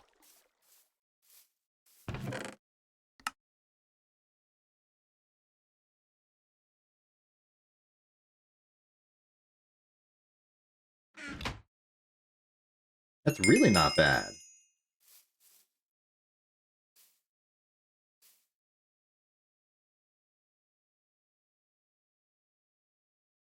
In fact, I can get that easily. Our base is on top of a gold vein. We can just get that gold. And it's actually a very efficient mixture, all things considered. So all we have to do is go over, get some gold.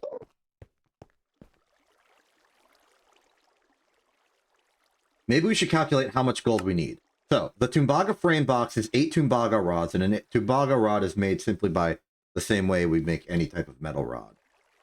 But it makes 2 of them. So, useful for the future. So that's 8 ingots.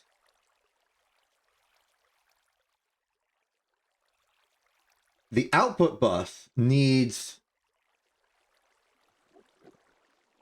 2 Tumbaga plate, which is going to be 3 ingots on top of that. So that's 11. That's another 3, so 14. This is no Tumbaga at all. And this is no Tumbaga at all. So 14 Tumbaga. Because we make Tumbaga in batches of 10, we need 2 batches of Tumbaga. And 2 batches of Tumbaga would be 14 gold and 6 not gold. So really, no gold at all.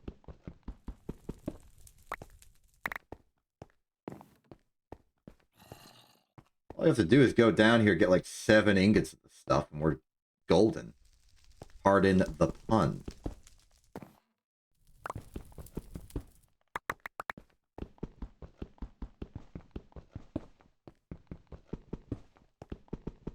Don't know what I'm going to do with the vanadium magnetite that I'm getting down here as well, but not too big of a deal. Bonk.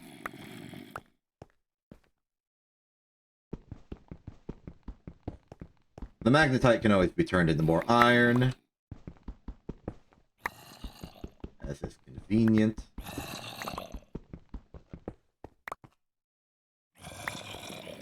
Why am I picking you up? Oh, okay. It's possible to the It's possible that the question to how do I deal with the magnetite vanadium is to simply don't pick up the vanadium magnetite.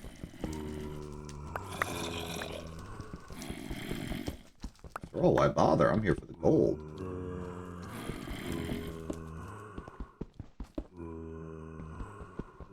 Speaking of which, where's the gold at? Am I too low? Am I too high? Seems like most of it's above me. Is there simply not enough gold in a gold vein? Suppose we have to respect that a gold vein may be sparse on the gold bit. It's still gold, after all. Maybe my optimism was misplaced, and there isn't actually enough gold here. Maybe there is.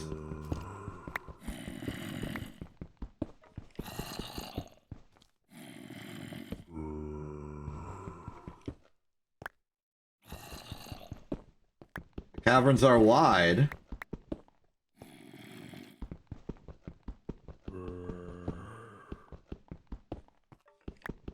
The spaces are tall.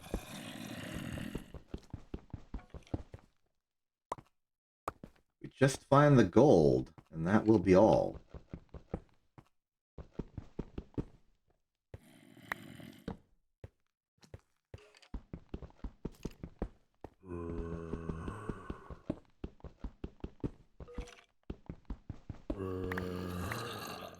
That is enough. I guess we'll be done here. Oh! Wait a minute. Aha! An extra.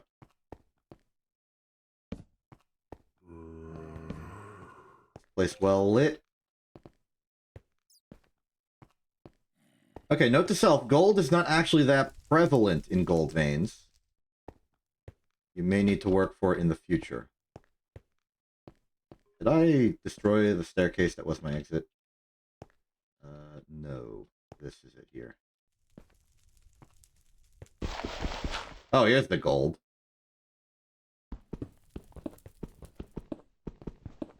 Well done, past self.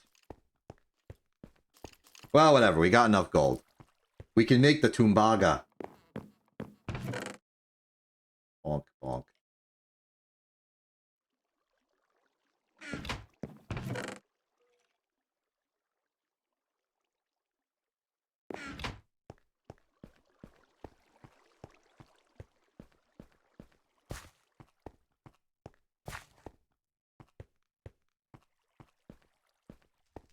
Looking forward. This is a new thing. I'm pretty sure all the Steam multi-blocks are new to this version of Greg Tech.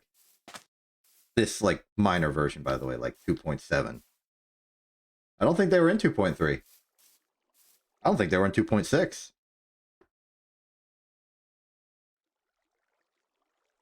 Can't say for certain. I never played 2.6.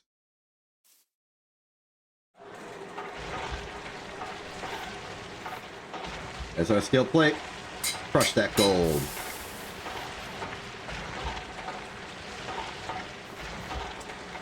We'll crush that sulfur.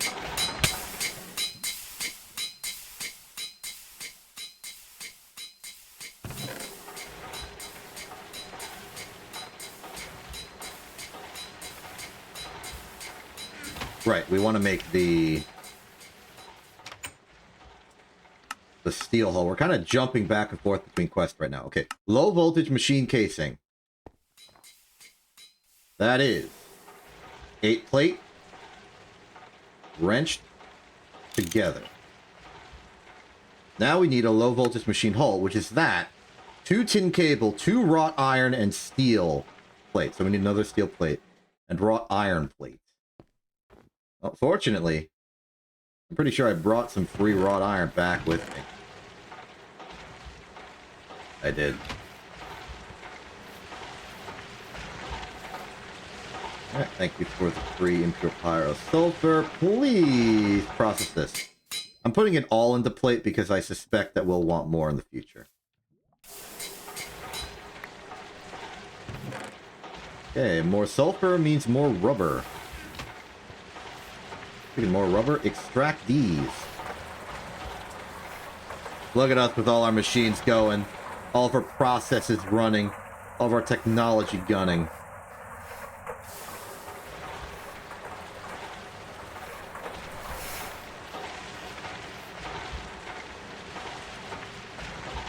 Oh, right, it's multitudes of 3. Steel. Make me some steel plate so that I can make the thing. And then we can put the newly macerated 14-ish gold ready to go. Gonna wait for one more craft process. And then we'll have Tumbaga.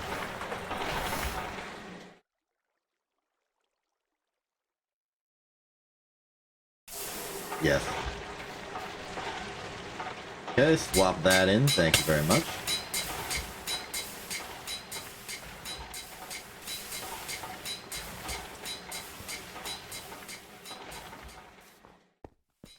Now, the hull. Steel, wrought iron, the casing, and then I believe it is 2 tin cable.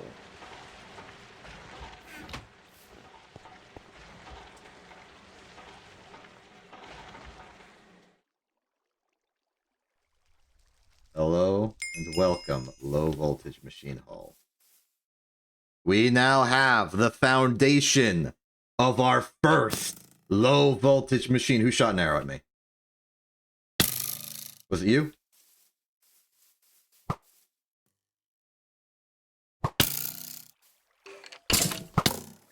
Stop that.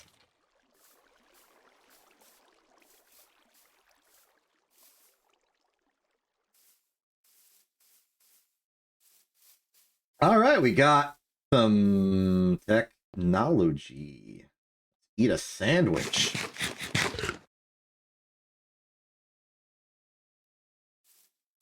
Okay, so low voltage casing, excellent news. Put that there. Put the cable and fine copper wire in there as well. Okay, so that's done. Now let's work on the Tumbaga. In order to do this, we are going to need copper dust. Unfortunately, I've been processing stuff too well. So I'm actually going to have to unprocess some of this. But that's okay. It's not like we have, like, raw copper ore lying around. It's a bit rare, actually. We have all these, like, alloys in the ground because that's kind of how alloys work.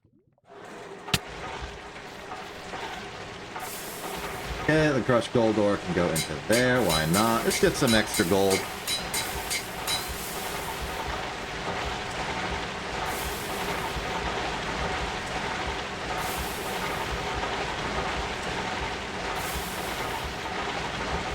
Alright, that was easy enough. Glad the conversion from ingot to dust is so simple and easy. Now, we make the Tumbaga. Tumbaga is very much a funny word to say. I think it's like the combination of long sounds at the end. Okay, 1, 2, 3, 4, 5, 6. Wait, did I measure this wrong? Yeah, okay, it's only 2 of them. Right. 1, 2, 3, 4, 5, 6. Here's our Tumbaga mix. Then it's 3 here. 1, 2. Makes 10 Tumbaga dust. So now we have 20.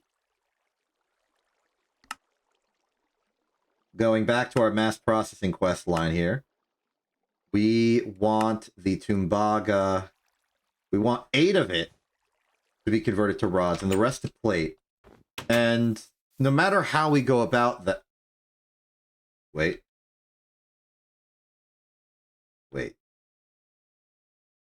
Ah, darn it. I thought I could alloy smelt, but no, we just have to regular smelt. That's fine. I guess the alloy smelter isn't suited for processing Tumbaga. Which I shall continue to say simply because it's a fun word to say.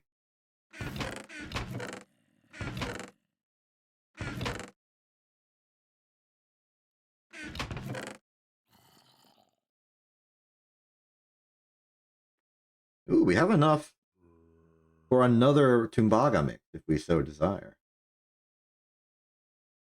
Not particularly interested, but it's possible.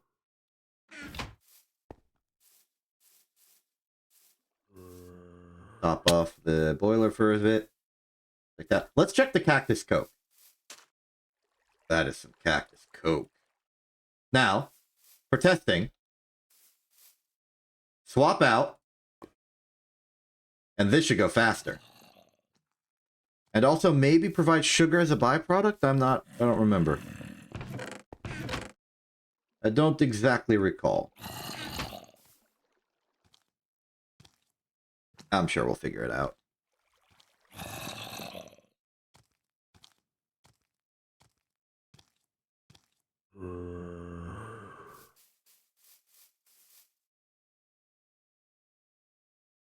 I feel like we swapped roles here.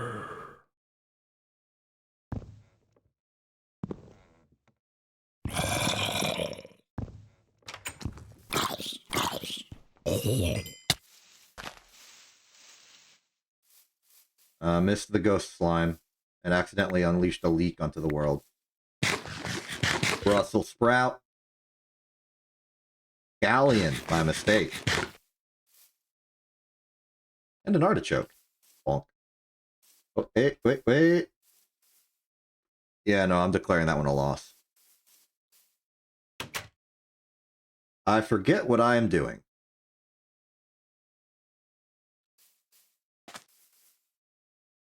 Oh, we got enough Tumbaga for the rods, at least. We can make the Tumbaga frame now.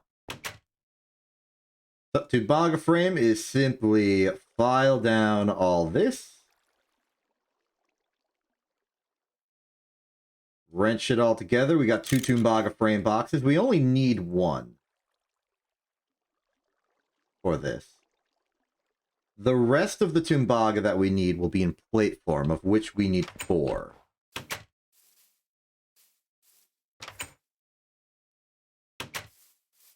I'm going to start doing Tumbaga stuff out here. It seems more convenient.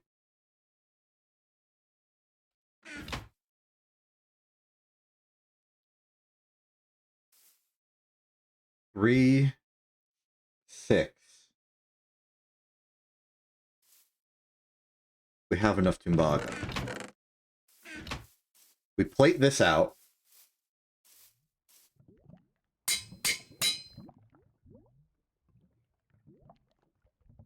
And that will be our Tumbaga requirements for what we're doing.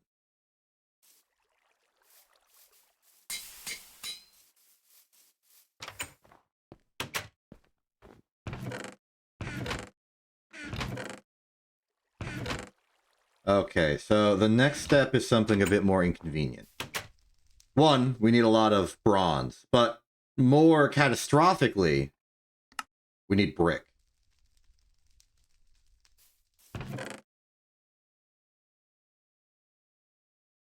Now we can make bronze easily. In fact, I'm about to make bronze easily. Check this out. It's about to be easy bronze. Watch closely. I'm about to make a stack of bronze.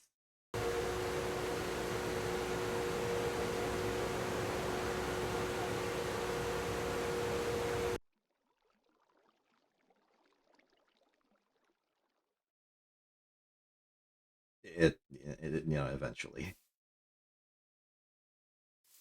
Okay, Tumbaga requirements complete.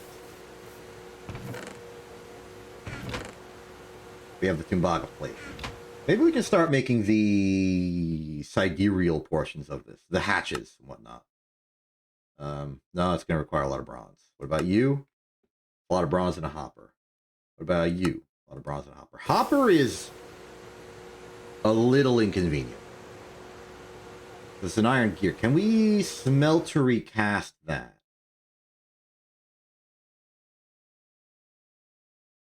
We can alloy smeltery cast that.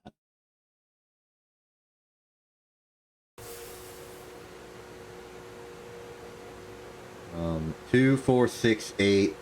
Well, okay, 6, 9, 10. That is a better deal.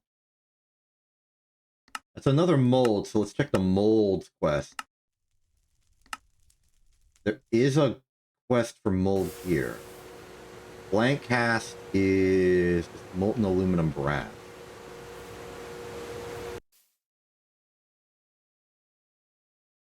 Of which we have none. Because there's no aluminum in there. So we put aluminum in there. And there's aluminum in there.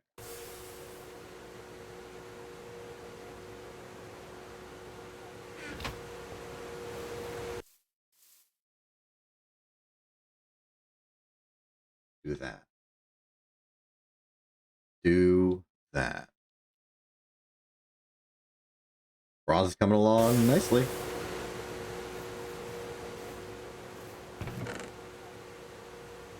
Bronson.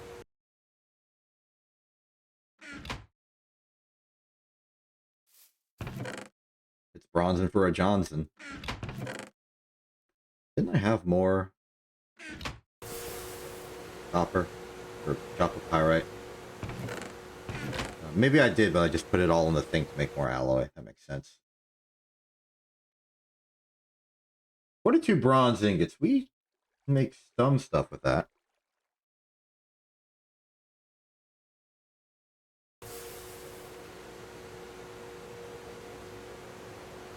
A lot of it just has to be converted. Plate.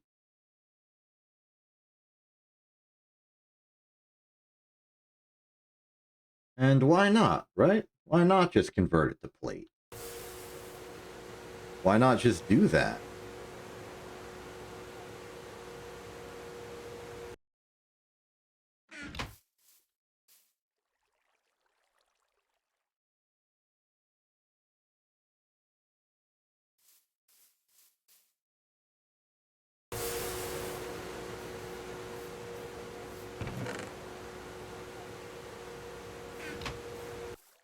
Materials collecting. Why have you stopped? Oh, because pilot dark ash. Okay. So this should now only take 2 minutes. Wait. No, it should take only 4 minutes instead of the 6 from before.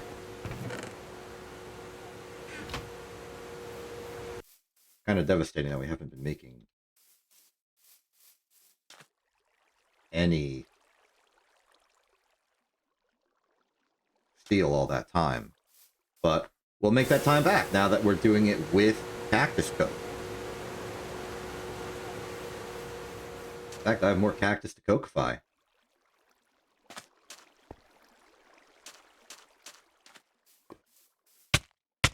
I should get that new coke oven.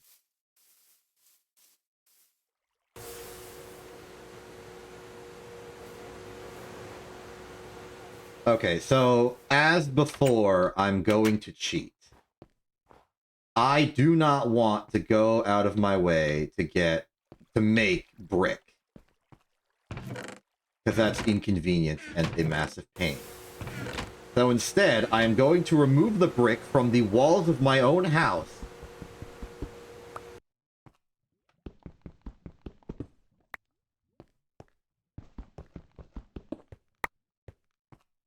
And replace them with stone so that they still are a house.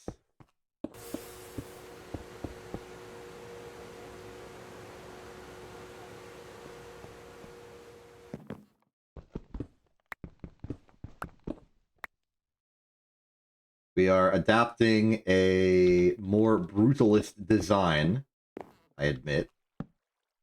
But it's for the greater good of supply.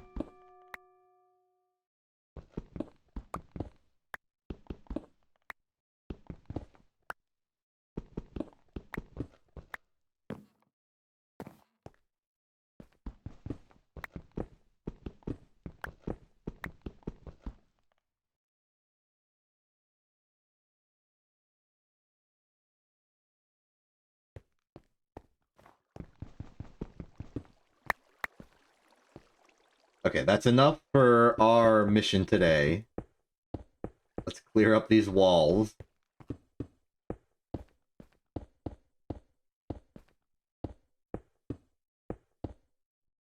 Great. Now it's mostly just bronze and iron that we need to process a bit.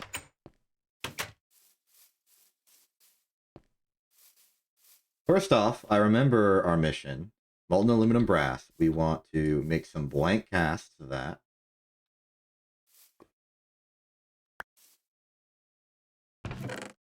And I'll just use all the aluminum brass in there, just because I expect we'll want more later.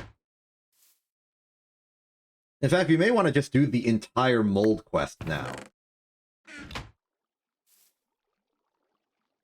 What molds are we missing for that? 1, 2, 3, 4, 5. Okay, that's one extra than what we're dealing with right now. So,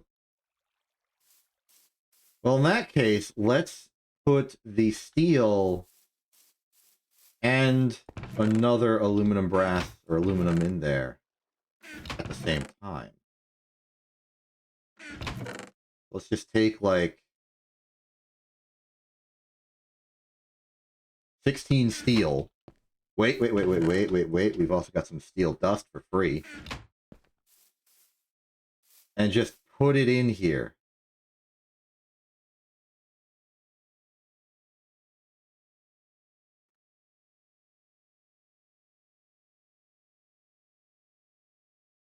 That should get us all that we need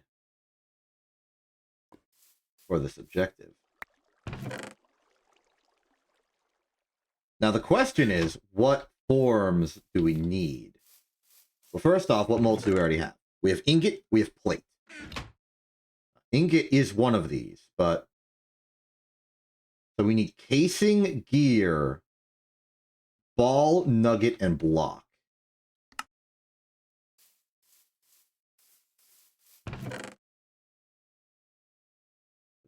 Put these in there, put this in there, I guess. Put these in here.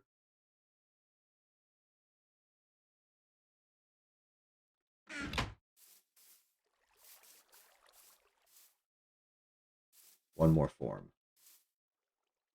Okay.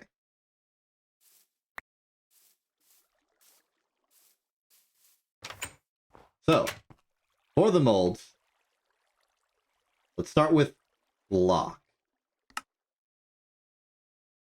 Hammer, file to the left.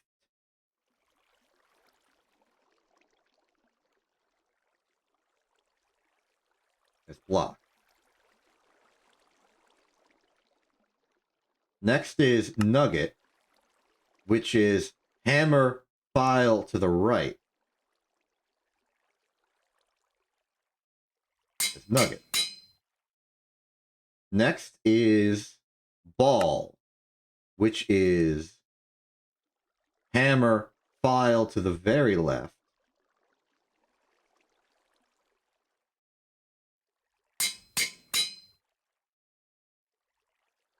And then gear, which is hammer, file, bottom right.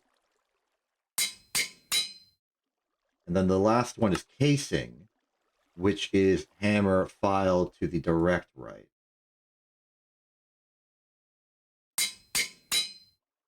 Okay, with these, we now trade these in for equivalent in mold.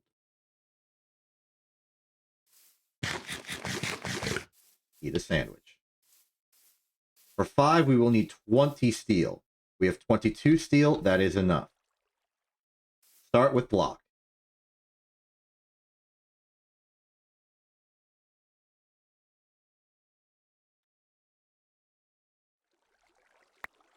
Got it.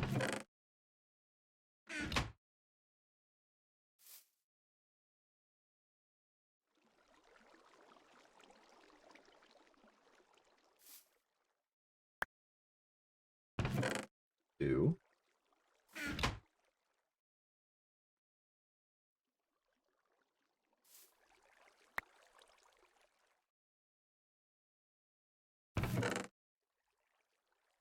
Three.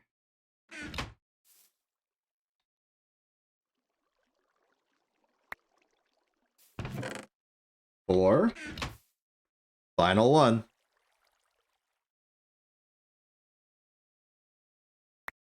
Five. Excellent. This will allow us to circumvent a few things later.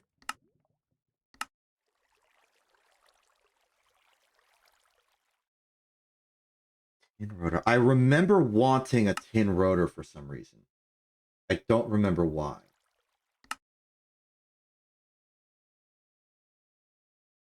Why did I want a rotor? What was I doing? What was I building? What was I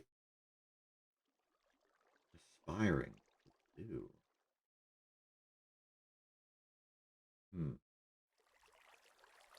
Maybe it was making this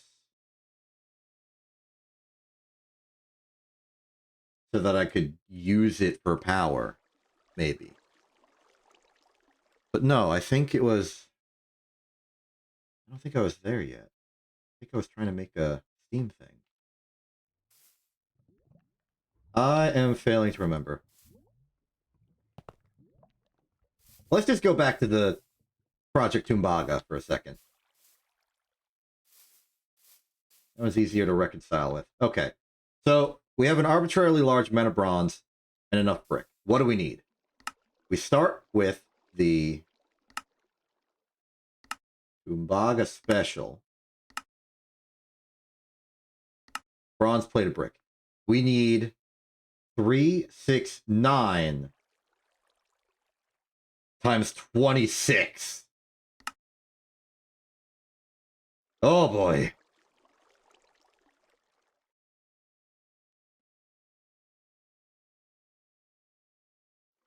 We do not have enough bronze for this.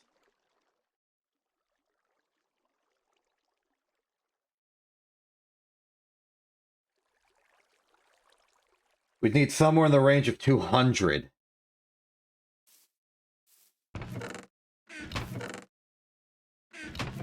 It's going to take basically every scrap of copper and tin that we have to do this.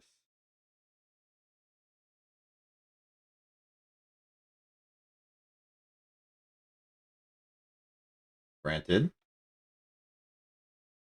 we have the resources to make another stack. So that's, what, like halfway there? Like halfway there.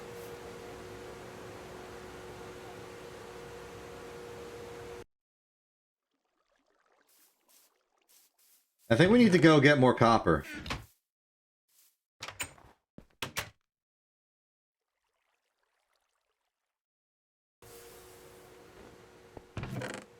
Yeah, I don't think we can proceed with Operation Tumbaga until we have more copper.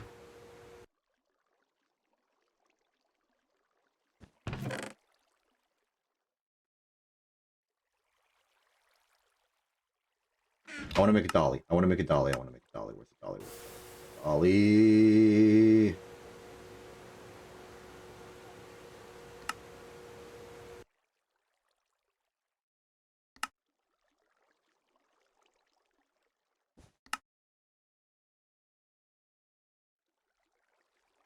Iron rods, steel plate, iron micro, one ring, rod. It's just iron. The steel plate. We have a spare steel plate. I want to make a dolly.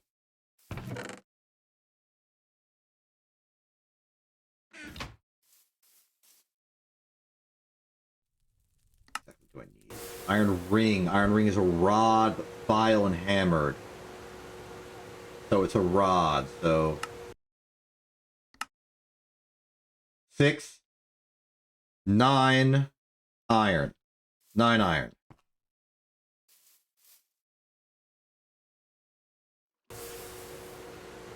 Nine iron file.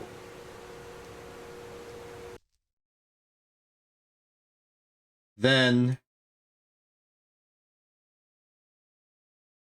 iron filed and hammered. Maybe it's hammer and filed.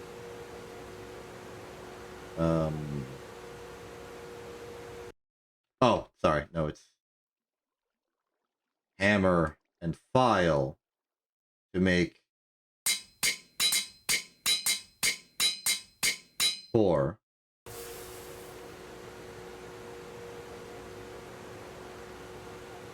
Hammer, file, hammer, wrench. Understood. Where'd my wrench go?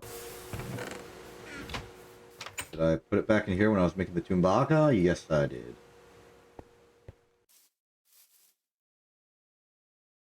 And wrench makes 2 wheels.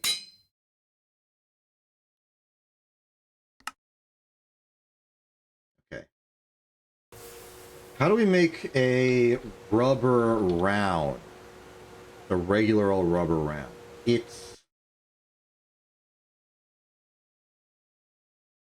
a file and hammer ingot.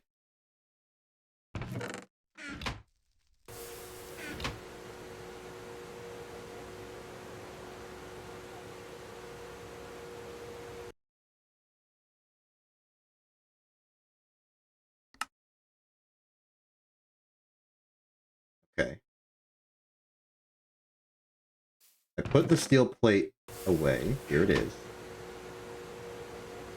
Make this. We need the wrench. The wrench is here. What are we missing?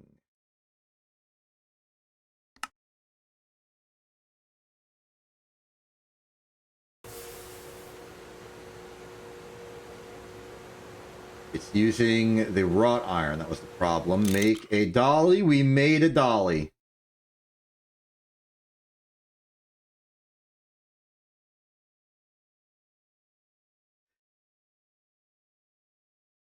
Okay.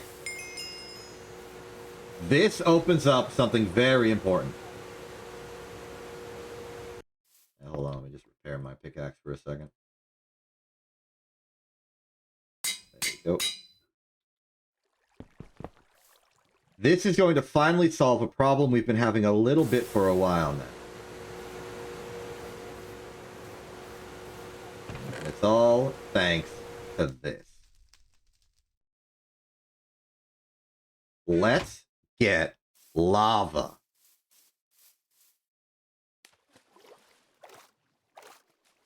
So the lava is not very important for the lava anymore because we're kind of moving away from the smeltery. But we need bulk lava because I need bulk obsidian. If I'm going to go on a big copper quest to get more copper, I need to make sure I have enough durability on my hammer, which is repaired with copious amounts of obsidian. Problem with obsidian is that it's kind of far away from anything I'm trying to build right now. So I need to bring the lava here. And thanks to the dolly, I finally can. So, as you can see, I'm currently holding a gold tank. Now, it's just a regular old tank. You just hold liquid in it. But if you break it, all the liquid inside is destroyed. But the dolly lets you circumvent that. Or is the dolly that... Hold on, I've lost a little track. Okay, the lava's to my left. I think I went too far. That might be the entrance right there.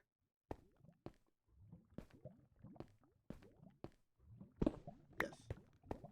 Okay, so... Observe. We're going to do a test just to make sure that this does indeed work. Lava in there. Dolly has picked it up, puts it there. Lava is still in. This has proven the efficacy of this system. We can now just put as much lava, well, the capacity of 48.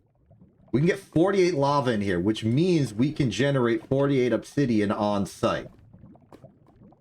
Now, making the obsidian is going to be a little bit of a pain because we've got to basically reload the lava. We're making the obsidian out of manually, but basically we're vacuum packing a lava lake to bring with us to a place that actually lets you put water down so that we can make obsidian.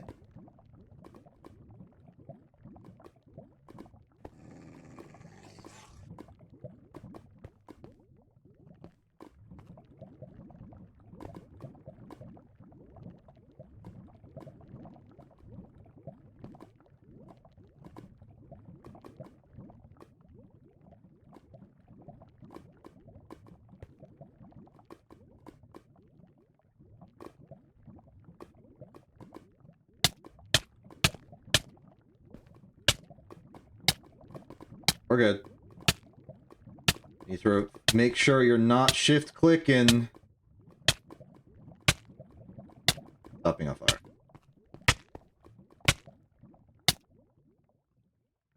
Thank you. I think this calls for a pie. We need pie levels of rejuvenation after that one. There we go. Okay, make sure you're not shift clicking when you right click there, otherwise you'll just put the lava on top of the tank. Alright, I'm getting to the point where I'm struggling to reach the lava. There's lava in the way. Is there lava underneath? No. That means it'd be safe to put down netherrack here to reach further.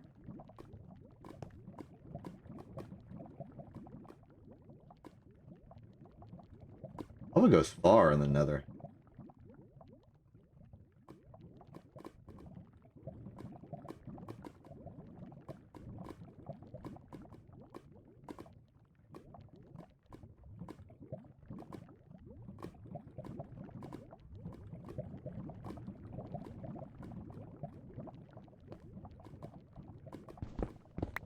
Chunk more netherrack out of the wall so I can go further. Okay, we're not losing lava by doing this. Very shallow lava lake. I think that's true of most lava lakes. Now, there is one detriment to the dolly system, which is sort of the means in which it is balanced, and that is that you get a severe movement debuff while you have a thing packed in a dolly in your inventory. Now, this makes sense. The object in question is theoretically heavy and big. It'd be weird if you could just move it for free.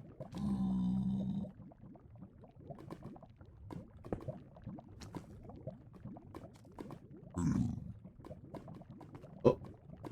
Almost made the same mistake, but we're good. Okay. We lift it. We go. Now we have slowness and mining fatigue. That's from the dolly.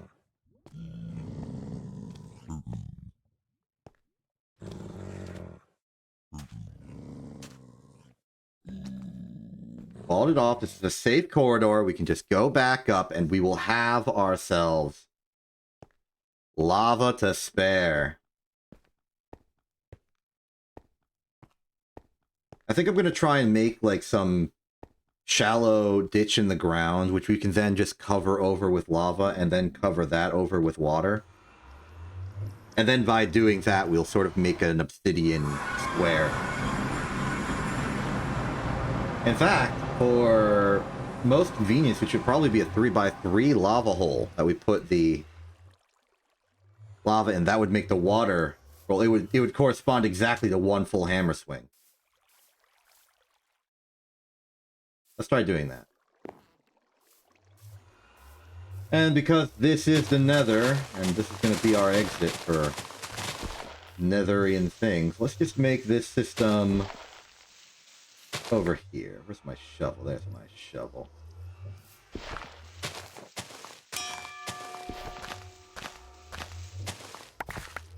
Okay, so in principle, we do that. We can move again. We then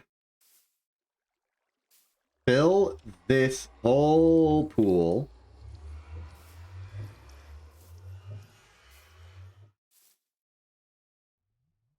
with lava. We then take some designated bucket of water and pour it over the whole thing. Then we take one hammer and give it a swing.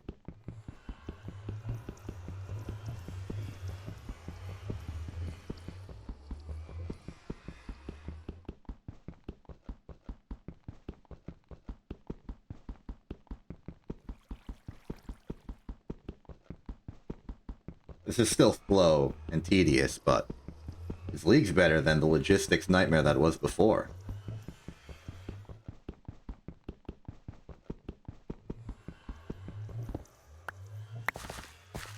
This also isn't that big of a problem per unit obsidian, because the durability on the hammer is so high that we only have to do this every once in a while.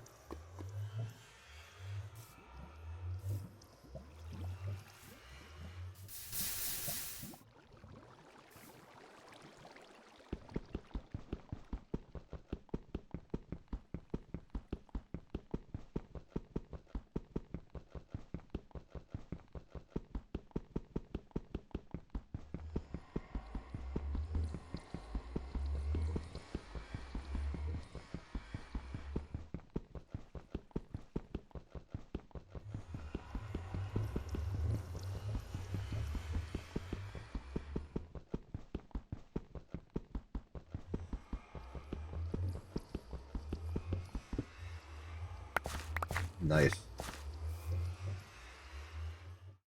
So I think we just leave this here. Maybe put the dolly in here, just dedicated supply for the trip.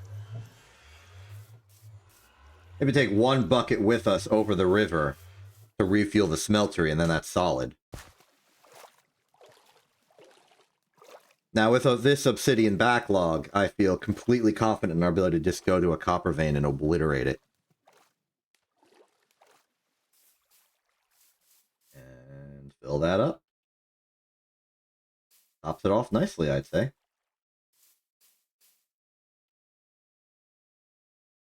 Speaking of topping off, let's top off the boiler a bit. Let's just start sacrificing some bronze to the great machine. Because we are going to need all that bronze sacrificed to the great machine. Just slap it in there. Because it will need to be plate. Meanwhile, we dump off the remaining shards of our full inventory. Let's get some more sticks. We got logs. That's good. Food supply is decent. Get the netherrack in there. Get the dirt in there. Lunch is good. Don't need a bow. Which is good. The wire cutters can certainly stay here, as can the saw. I think we can leave purple drink trademark here. I hope you don't mind. And then everything else is pretty close to the bare essentials. Alright, let's go get more copper. My proposal? Just go over here. Maybe even there. Shouldn't take much. Our tin supplies are phenomenal for now, so it's the copper that we need to pick up the slack on.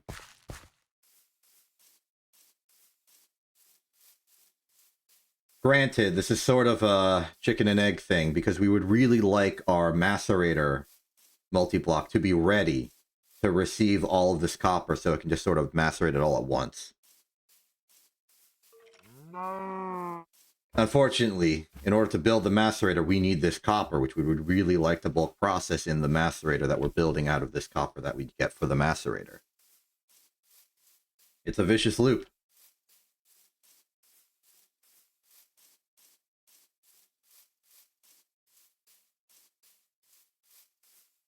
Right, I'm pretty sure I've taken a lot out of this ore vein already. I don't think I've completely drained it, but there's a lot less here now than there was before. So my plan is to just sort of keep hammering away at the edges of here with all the convenience of our mallet.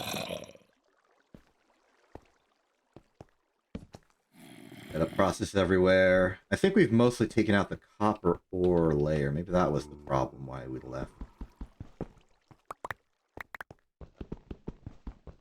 It's okay, though. There's still more. And if we do get more iron, that can't possibly be considered a bad thing. More material is more material.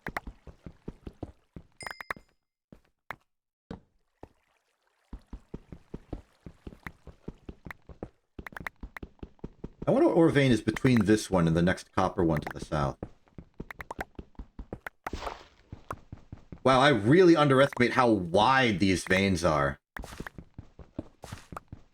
They go real wide.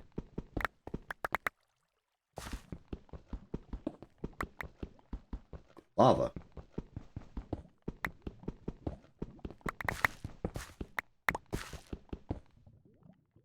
Maybe I shouldn't be walking in the direction I'm hearing the lava, but there's also ore in this direction, so I want it.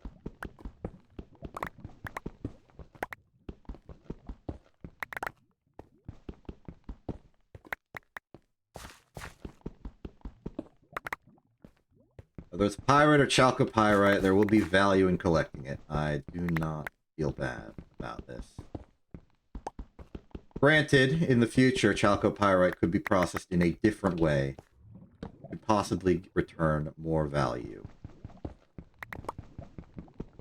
But for one vein out of a multitude of veins, if this one does not get processed efficiently because it's not the future yet, then that's fine. We shouldn't worry about it too much because it goes back to the chicken and egg problem.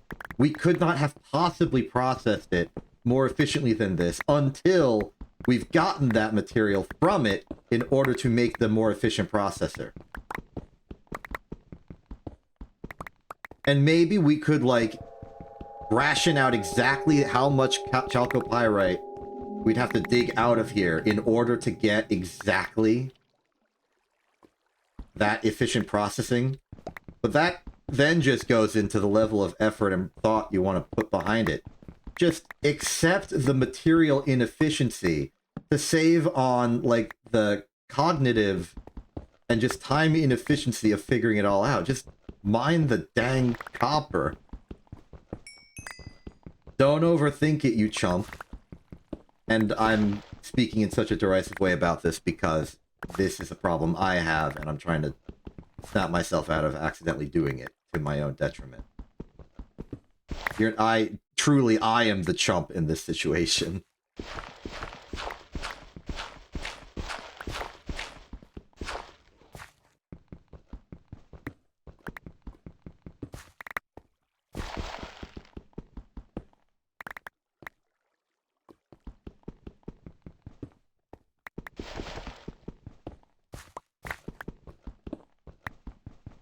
That said, though, with the efficiency of this giant mallet, I'm starting to feel like a champ. Because going out of the way to get this new mallet was definitely a worthwhile detour of thought and effort. I'm rich.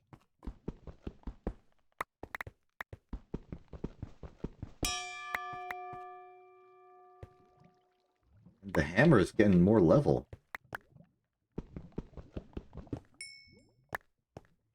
Inventory is not cooperating. It's because I keep re-picking up all of the stone I'm picking up. Impure pile of iron dust, silver dust, impure pile of stone. We can drop that. More to mine. More all mine. Or all mine.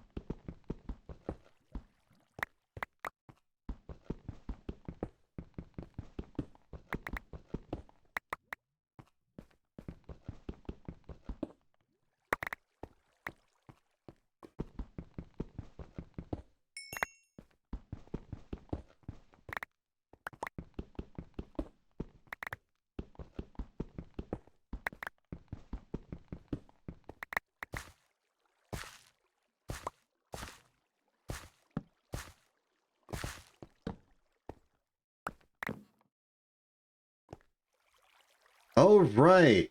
I entered this small tunnel. I remember now.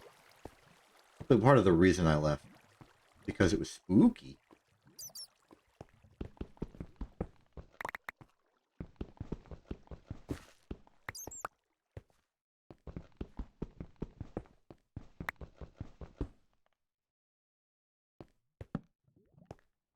Okay. Inventory is looking pretty good. A lot of chalcopyrite, a lot of copper, a little bit of iron.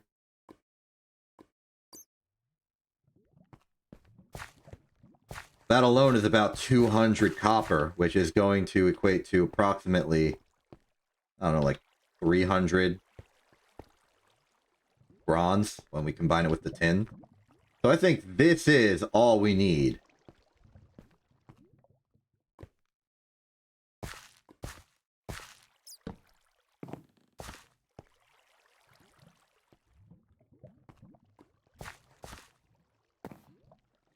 Oh, no wonder it's nighttime. Let's sleep.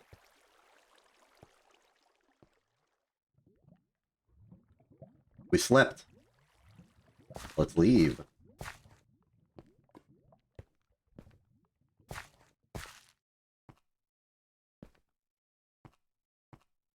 I feel conflicted. Should I mark this ore vein as depleted of copper? It's not depleted of copper, but it's very low now. And it's only depleted, if at all, of copper. There's still plenty of iron on the lower levels. I won't mark it as depleted just yet. I'll mark it as depleted once we get a low voltage automatic miner to just sit there for a while and just extract what ores I've missed.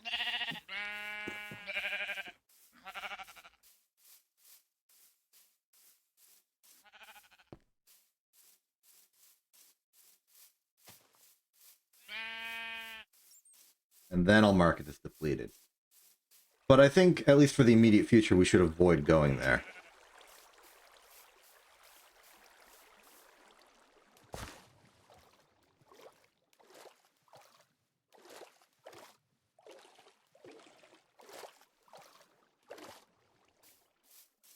Okay, a lot of bronze plate is done. Let's get another stack of bronze plate from our inventory of bronze.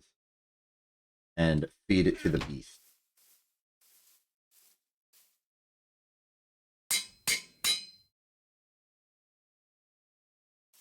Meanwhile, Macerator, get to work on the copper we have already.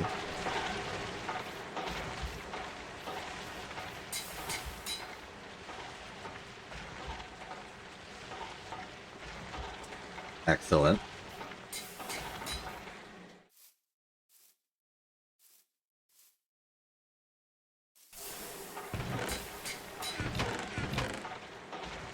We can start cutting through the processing for many of the bronze we've already plated. Like, we can start making the casings out of all the plate that I've forgotten to take out of here.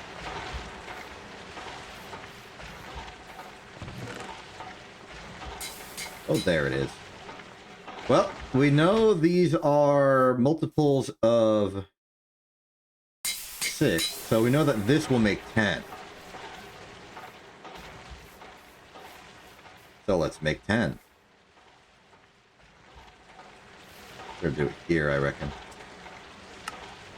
Process that. Okay, so get the plates in. Eat. Our hammer. There's our wrench. Get the bricks from storage. So this is about a third of what we need. There's 10. 16 to go.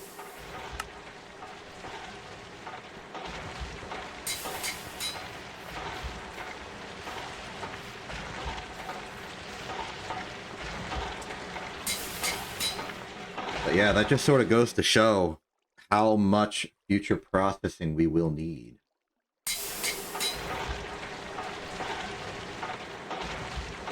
Ooh, and speaking of, if we want to, like, completely min-max the amount of copper we're getting out of the copper ore, specifically, we might want to smelt down the copper nuggets instead. But I think we have enough copper now. The limiting factor is time. We ran out of cactus coke. Let's get another round of cactus coke. What was the byproduct for cactus coke? Okay, it's not sugar, like I weirdly thought, but it is the non-dark form of ashes, which is interesting. Maybe I should combine those into regular-sized piles just to save inventory space.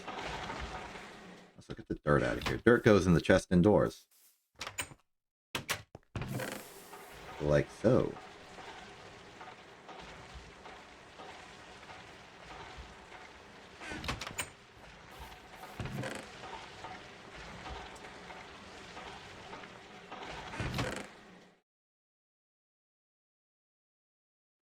We're getting a lot of random material about. Oh, we have raw copper ore. Raw copper ore.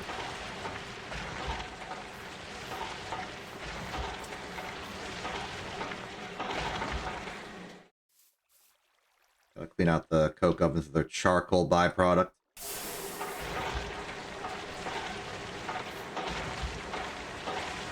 Creosote's looking... Well, sides again, 15,000 is pretty good. And then for a lack of cactus coke for the moment, you can do a process of that. These will cook through. We are building up a supply.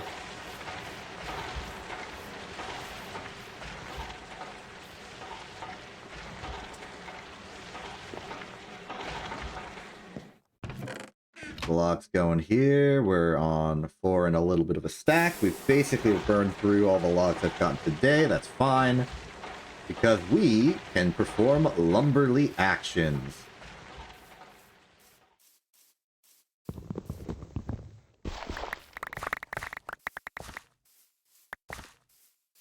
Over the course of approximately 3 hours, it's gone through 2 super spruces. Something that I can chop down in like 10 seconds. Let's even fill it up with a third, just so that we can start seeing some logs in the actual chest. It might be a genuine problem that we don't know what to do with all this. Sure. No, wait, what am I saying? I know exactly what we're going to do with all the charcoal. Once the Church of Benzene's running, we're going to need 1,000,000 charcoal. Because it is through charcoal that the Church of Benzene makes its product.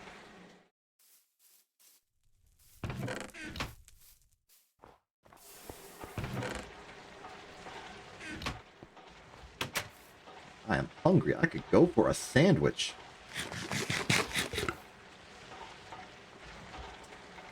Ooh, nutrition value is kind of diminishing. Let's eat a regular-sized sandwich.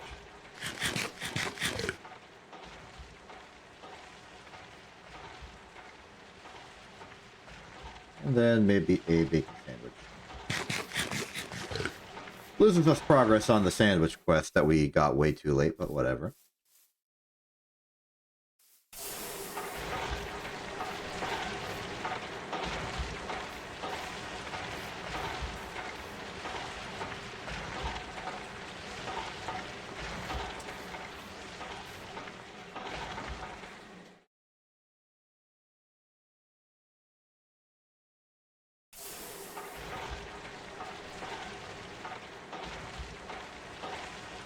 I appreciate the nether furnaces. They're very good at their job.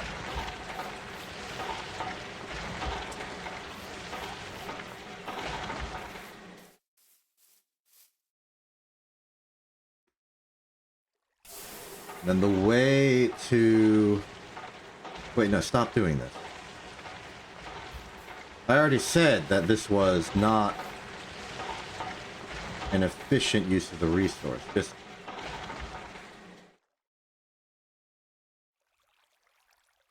processing it further like this doesn't help.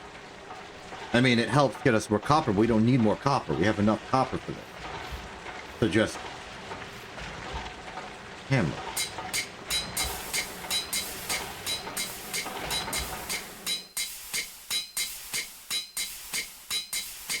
I guess I can recycle them through this, which actually works quite nicely. Yeah, no, we just need the raw copper, actually. In fact, I don't necessarily even need to turn it into ingots. Dust is fine, I think, for the purposes of the alloy smelter. I'm hoping they can mix like that.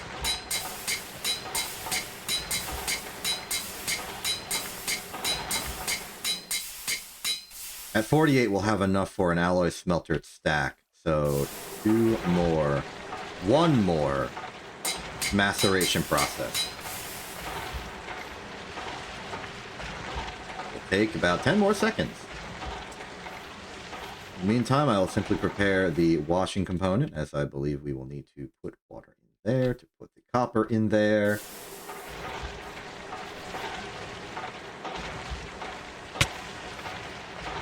That is a completed craft. Forge hammer. Excellent.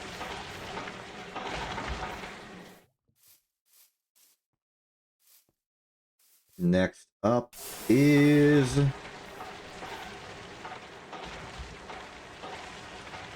wash this 48. Get 16 tin. Put it in the alloy smelter. It does work. Beautiful.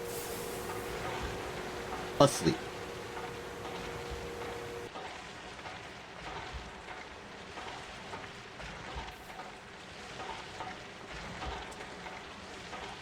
Looking pretty good.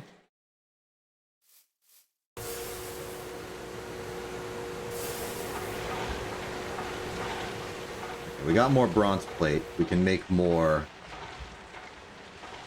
of these. Not many, but more. We're at 14, so we're halfway there.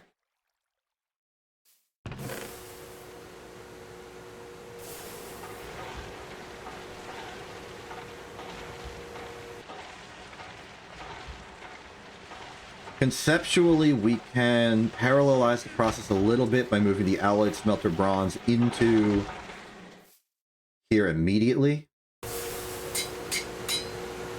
Every 3 forge hammer crafts is 1 more bronze casing.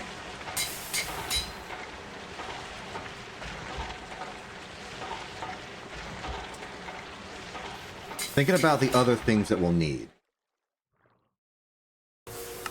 We got the Tumbaga place. The Tumbaga was the first thing we saw. But we will need the buses, which will require tin plate, which is easily acquirable on site, and hopper. Hopper is the iron gear and iron plate.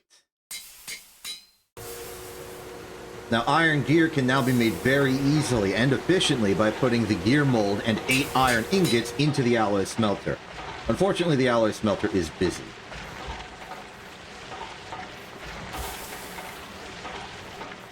All of our machines are busy for the most part. You're no longer busy. Since you're not busy, start pounding out more.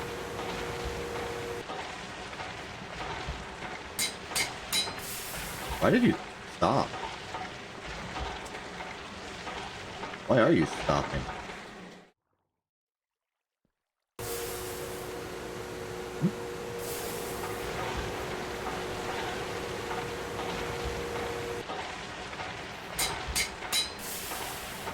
What's going on here?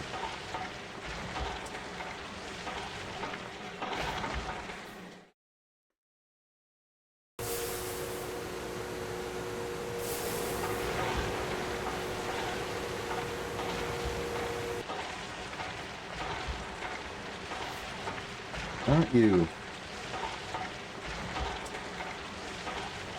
Wait, was I right earlier? Is it not getting enough steam?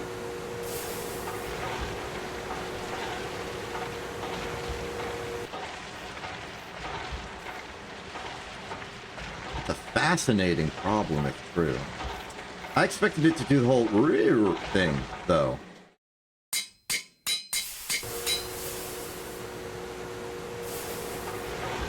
Ooh, it's because everything else is taking steam. The throughput is garbage right now, though. Fascinating. Cactus charcoal is still being made into cactus coke, as scheduled. Steel is still being processed at a pretty slow rate. Did one craft.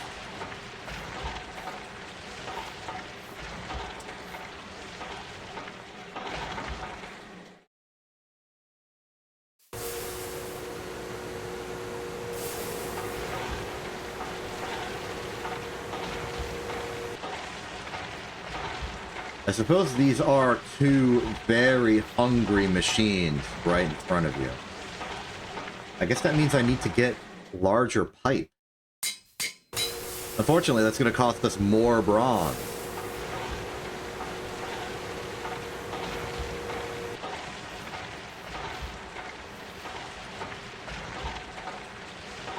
At the very least, the alloy smelt is about to be done.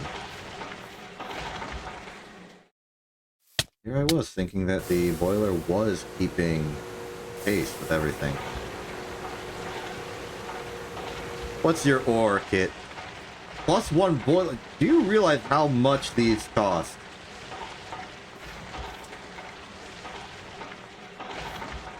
First off, if I get a second boiler, I will not have enough creosote to fuel the second one.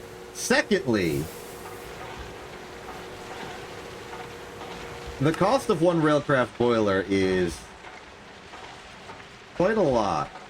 Actually, I don't remember the exact specifics. Let me go check. It was in the multi-block goals. I did this one, which is...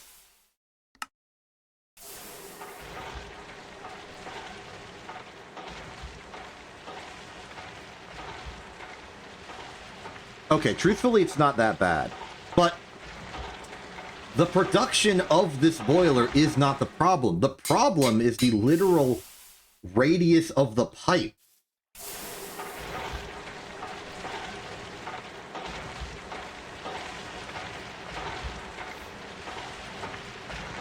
I'm pretty sure.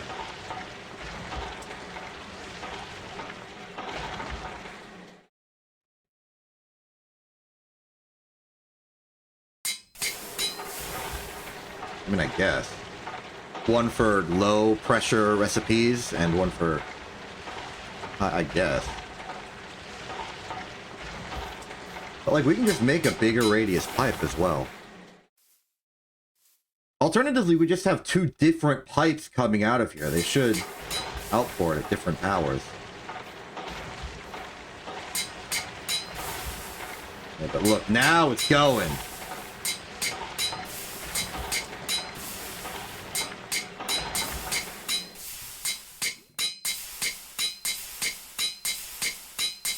Oh, I guess we did run into a fundamental limit on just how much we can do with this level of steam pipe. And it's not like this is a disaster all the time. Each individual steam machine has a buffer of steam within it. They effectively come built with their own pre-included battery, except the battery is just a steam tank.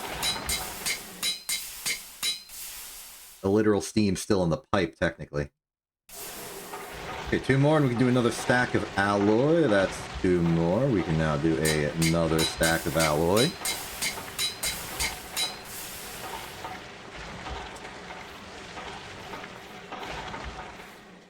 Still, even if this is still the regular one-at-a-time processing we've been doing this whole time, I am very satisfied with how this is going. We are processing a lot of material.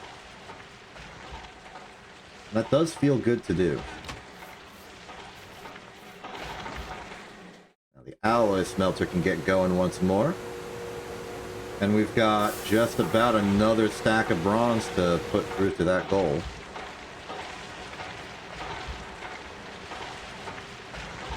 It's understandable why this is the problem. The steam alloy smelter is currently going through 640 liters per second of steam in a system where pipes basically can hold a maximum of 800. And this is also 640 liters per second.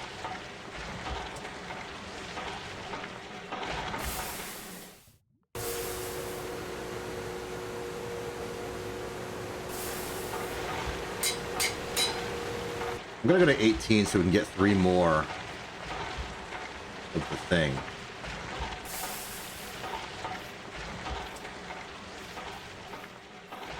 Using the alloy smelter for literally alloys. It turns out it's quite expensive.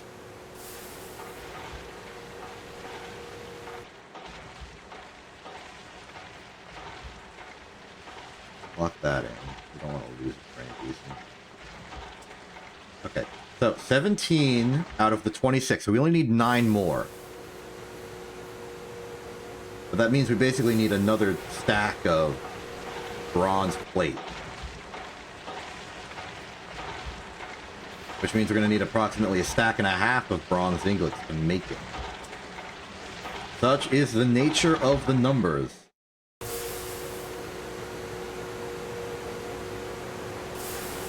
Maybe cool off on the alloy for a second. Let's make some plate.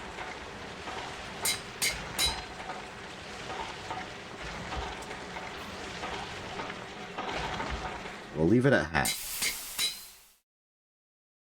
Give the forge hammer some time to work.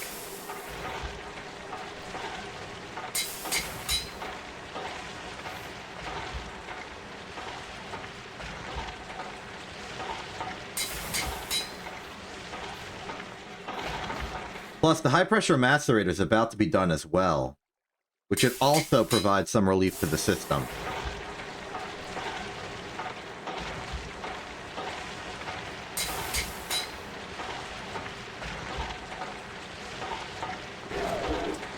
Ooh, yep, that's the sound of insufficient steam.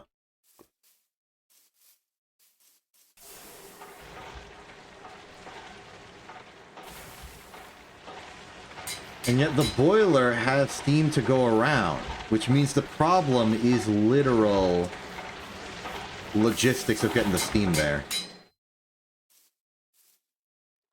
Once the high-pressure steam macerator is done, it will stop, like, diverting some steam into this, so maybe you'll be able to get a full set over there. But this is interesting. This is the first time in a while we've actually gone through and capped out our steam supply production.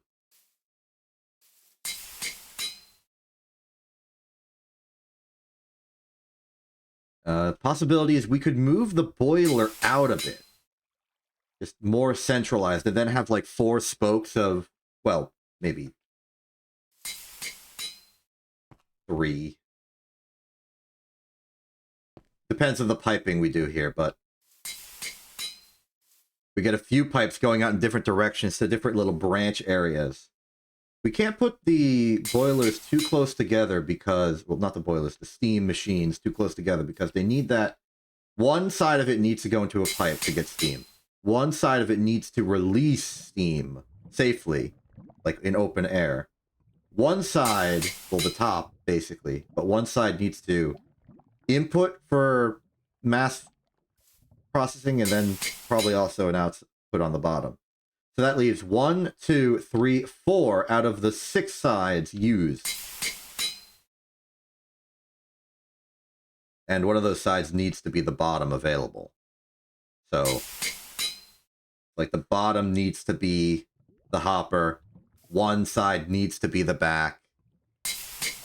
It gets a little tough to route.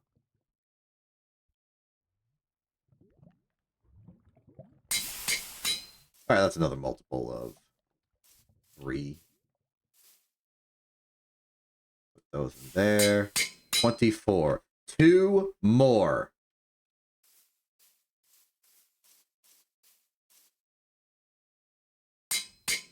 We are very close.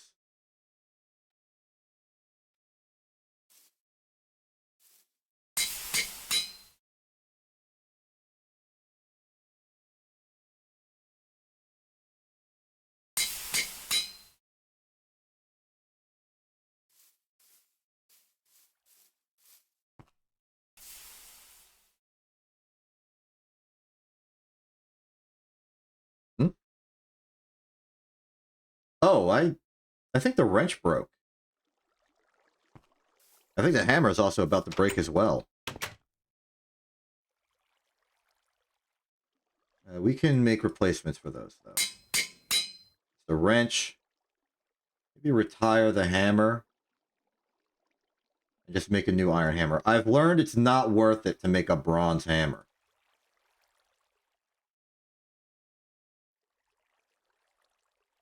Like, just numerically, it does not make sense.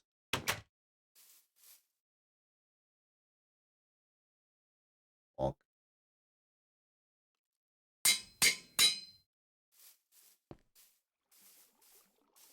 We are 2 plate short. Fire up the alloy smelter. Granted, we are going to need more bronze anyway for more pipe to pump it in, all that stuff.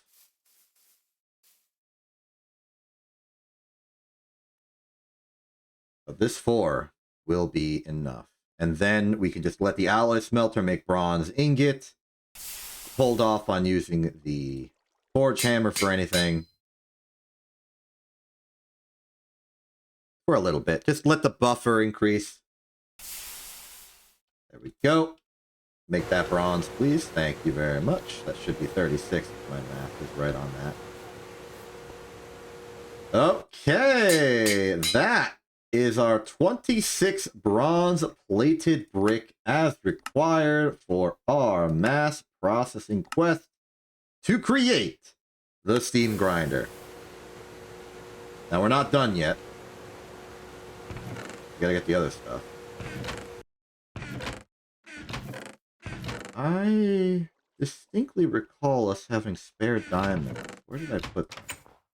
Was that before I made this partition, or am I simply mistaken? I might be mistaken.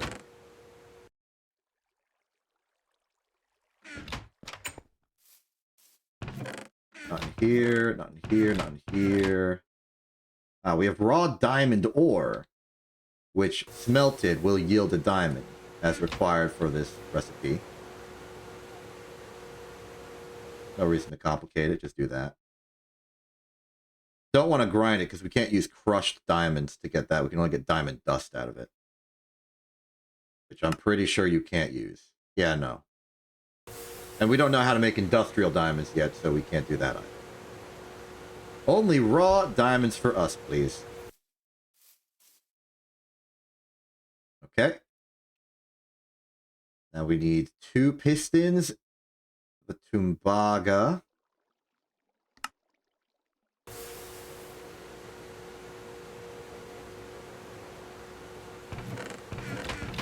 Yes, 2 pistons. There is 1 steam grinder. Excellent. Now, next up is the hatches. The input bus hatch is a hopper. That is... Okay, well, input and output we can basically do is one fell swoop. It is 8 bronze, 4 tin plate, 4 Tumbaga plate. Here's the Tumbaga plate. Here's some extra bronze plate that we had lying around. The tin plate is simple.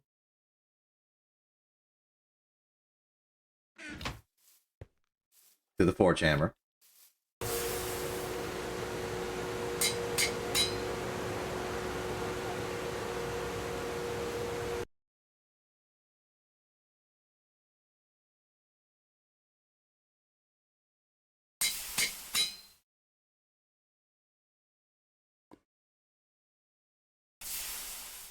That is the 36 plus the amount that I had already. Okay. 6 goes in there. Let's start assembling the materials. The other thing we need is the hoppers. We have the ability to make those hoppers, but for the time being, I am simply going to take them from our current hopper supply that I stole from a dungeon somewhere. We know how to make hoppers now. We can make the plates with the forge hammer. And we can make the gears with the alloy smelter and gear mold. It's within our power. Not within the level of effort I'm willing to put into it right now. Okay. These should be those two hatches. Input hatch. Or sorry, output hatch first, accidentally. Tumbaga goes there. Tin, that's brick. Tin goes there. There is our input bus. That's the bronze for it. Okay, input bus steam, output bus steam. Check. Now we need the steam hatch. This is more bronze plate.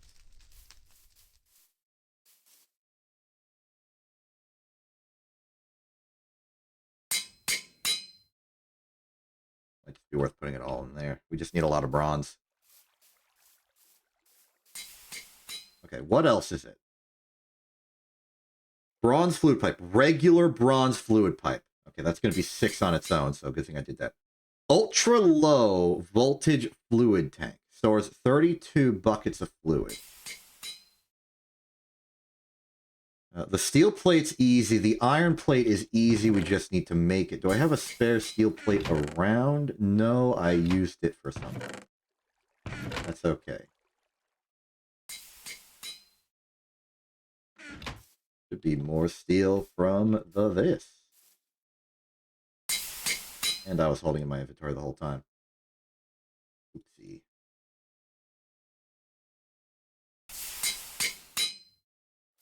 This should be enough.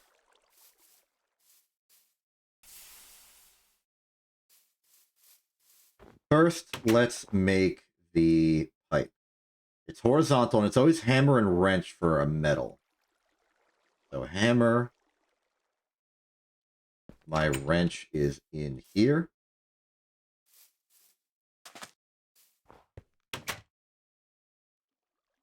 Bronze fluid pipe. 2.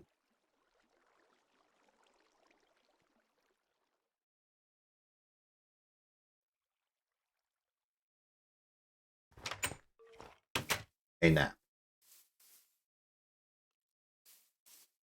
There's a skeleton over there. I don't trust it. It wants my bronze.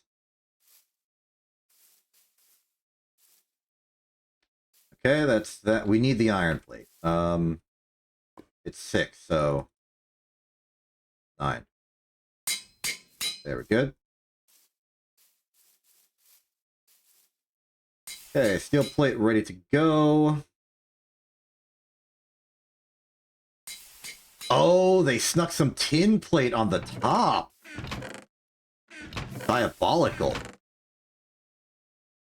I had no idea.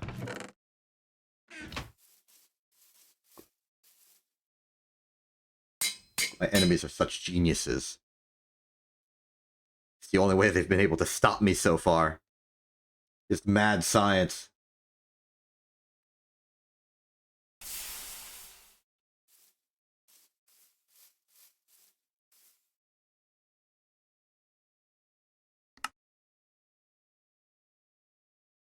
Okay, what are we missing? We're missing the water bucket, which I can just sort of provide. Will this make me lose the bucket? Okay. Large clay fluid pipe. Clay plate is compressed clay dust. Well, I'm lucky enough to have that.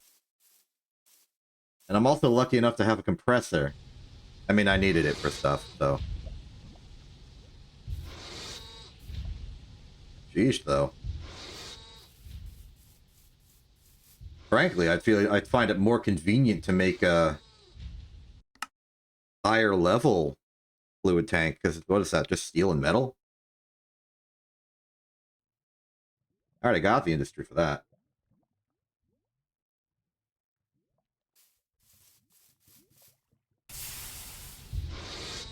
time for one.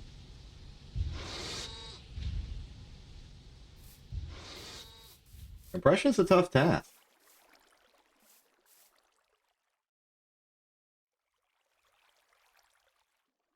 Weird that it's not forge hammerable, though.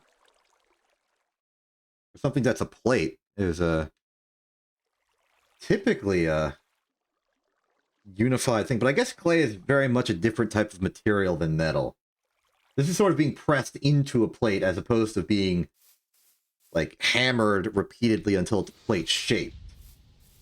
They're kind of congealing it by applying pressure and making it more solid.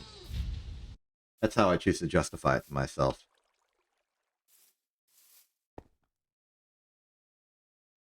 Okay, so it's going well. Charcoal production's going well. Just put it in here. If I gotta smelt a million things now, I can. Torch hammer's not doing anything right now. Let's give it some... for dust to dust. 3 clay plate.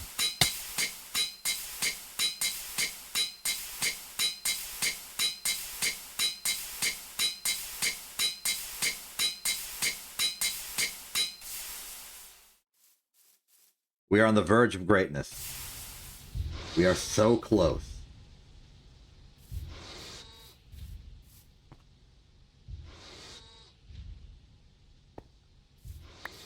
I should probably collect the cactus coat. Of course, of course.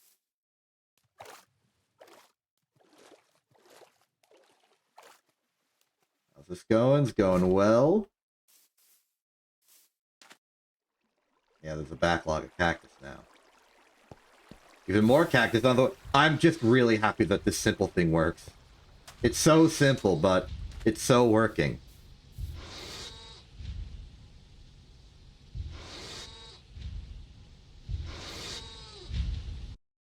Final clay plate, and we can finally make the pipe. And just to confirm, it is the large clay fluid pipe. Is the one we want. Gotta make sure of those things. We don't want to bungle using all of our clay plate that we own, making the wrong pipe. Now, large, however, is pretty easy. It's the hammer on top version of the standard issue small.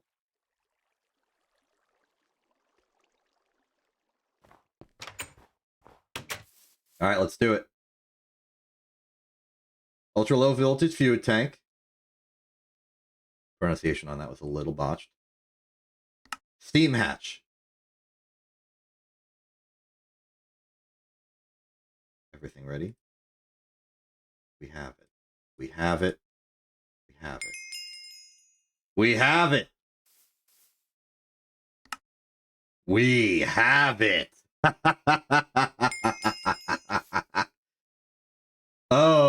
Okay.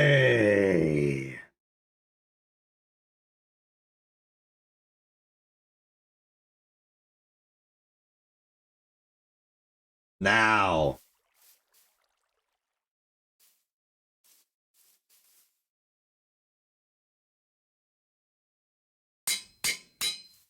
I'm getting like a big pipe for that one. I'm putting it as close to this as possible.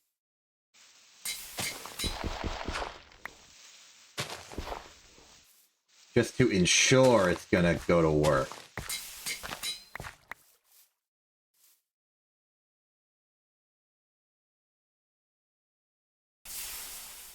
Very good. Put this in here. I want the bronze fluid pipe normal.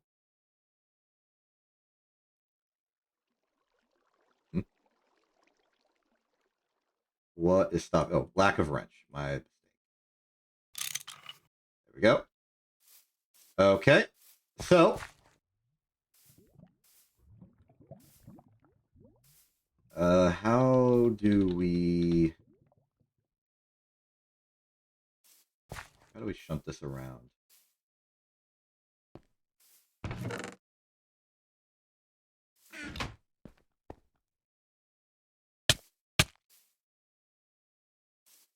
So I think I want to move the creosote input pipe to the back side so that this can go onto that side so that this side can go outwards and be our macerator. Okay. So let's do that.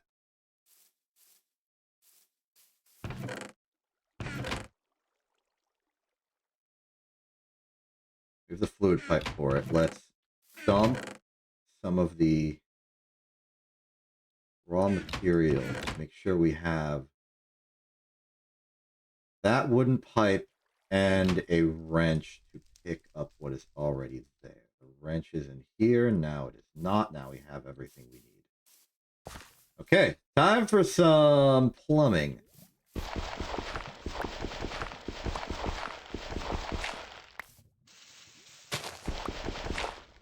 So, all this requires is that.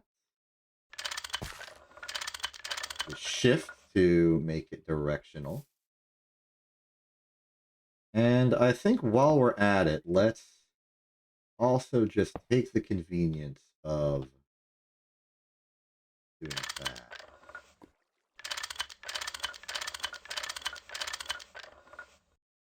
Do that. So we can now go over here. Why are the pipes calm? Okay, steam's full there. Now we take the small pipes we're currently using and dump like... Oh.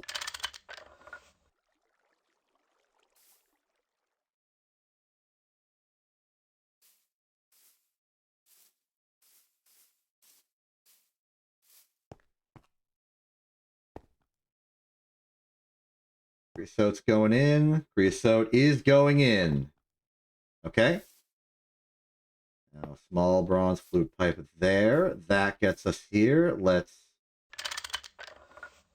enforce directionality. Steam is good. It hurts. That's good. Next. The bigger one shall go to here. Simply put. Okay, so let's see if I can understand how to construct this. According to the diagram, it's just sort of a coke oven with the special grinder part in the middle and the hatches on the top.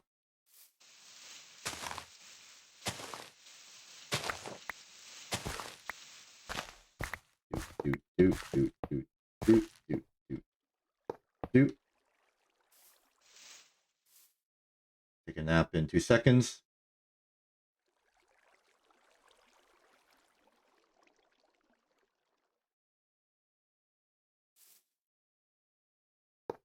As for which way this will be facing, let's say this is forward. I don't think it matters, but let's say this is forward.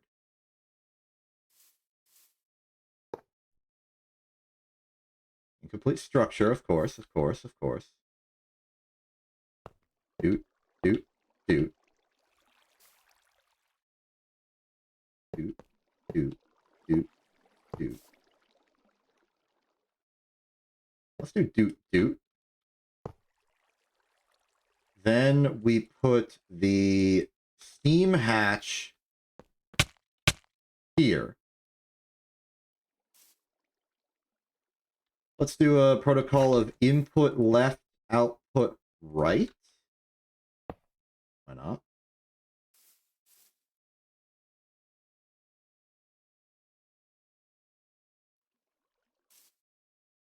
Next.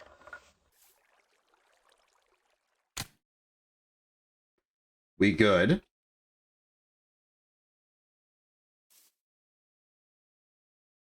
Okay, okay. Ooh, that's some storage. All right. How much can fit in there? An entire 64 buckets. So, twice the entire capacity of this boiler. Wild. Incredibly wild. That said, the boiler's keeping up. For the most part. Okay, so. Let's try this out. I'm gonna get like a stack of chalcopyrite and a stack of pyrite. And it should make 2 stacks at the other end of the output bus.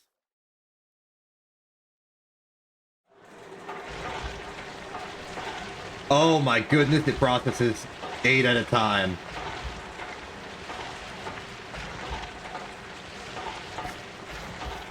Are you holding up?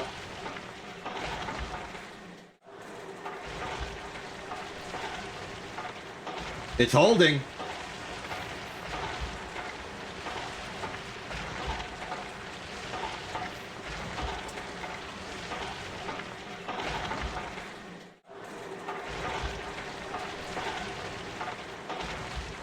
Okay, it just repeats the noise. So this is taking twice as long, but is doing 8 times the work. We have bulk processing. We have our first multi-block machine. I mean, there's the big brick blast furnace and the coke ovens, but like this is industry. This is steam-powered power.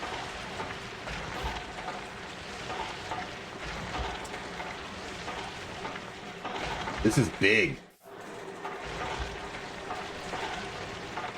It's also interesting, I think this confirms that the sound of the macerator running is a 16-second long soundbite, because it does it exactly twice in this process. Okay, maybe 15 seconds. And then it just keeps going. We suddenly have just a stack of pyrite ore.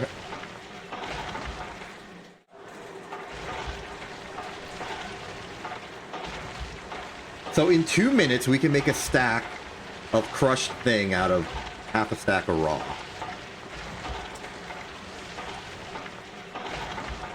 It also appears to prioritize doing the same recipe over and over, as opposed to like doing a weird parallelization thing, which is what I sort of accidentally thought when looking at this for the first time.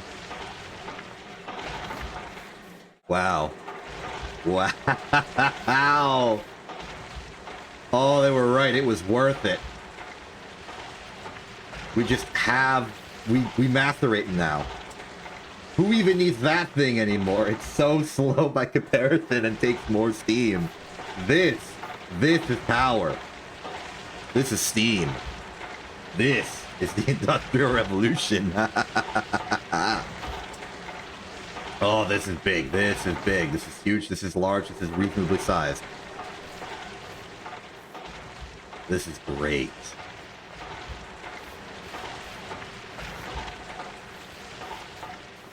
All this shall become dust. Or at least crushed ore, to be fair.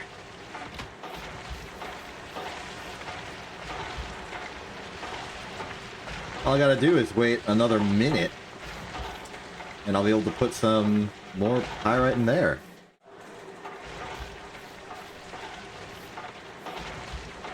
I'm happy about this. The possibilities are pretty far-reaching. And this is making it very enticing for me to go about and get the other big machines. In particular, I'm eyeing the blender because I'm pretty sure this allows us either mixing or centrifuging. I forget which. Oh, okay, it's a mixer. It's a mixer. Never mind. This is the centrifuge. This is the one I was looking for. This one seems like it might be a little bit more complicated, though. That's exciting. All right. We got bronze gear here. Just classic bronze gear. More plated bricks, of course. Wrought iron. The full structure, though, is interesting. Output bus steam. Input bus steam. Output hatch. Why is there an output hatch here?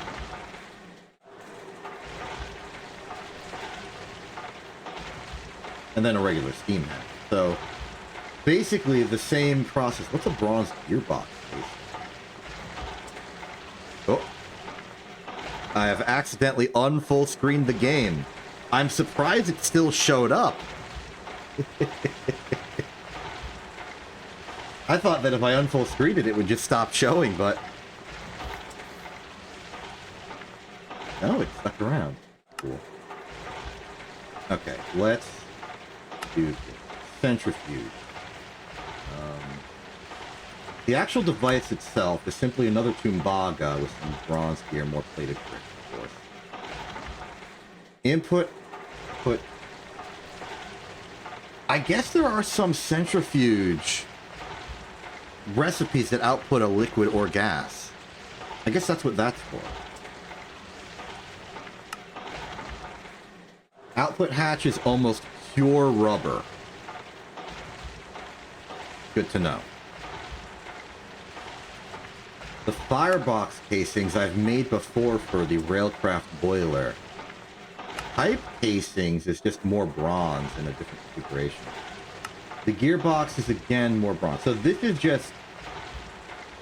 Dave Indy. Interesting. Alright. It definitely feels like it's just get 80 million bronze, a handful of other material, most particularly Tumbaga, and you can build whatever you want.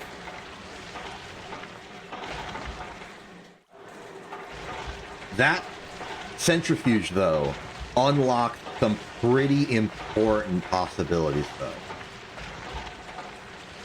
Because the moment we can centrifuge stuff, we can get free material out of dust and stuff. We can separate chalcopyrite into copper and whatever the heck else is in it. Copper, iron, sulfur. It's just free sulfur at that point. Granted, our sulfur problem's been solved, but still.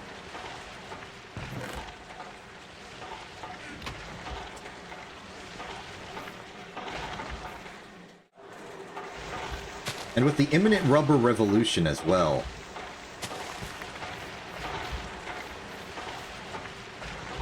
Still full. Great.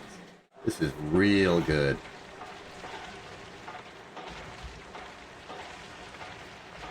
Cancel the steel production for a second, so I can swap in the cactus coke again. Just like manually hopping it over is fine for now, especially for not like making enough cactus coke for it to be competitive with 2 extra minutes of charcoal. There's trade-offs. Nominally, we would have a second coke oven there for the cactus coke, just in assembly line form, but in practice, it's unnecessary because the cactus farm is nowhere near producing enough to sustain steel production. Still, though, it is fun.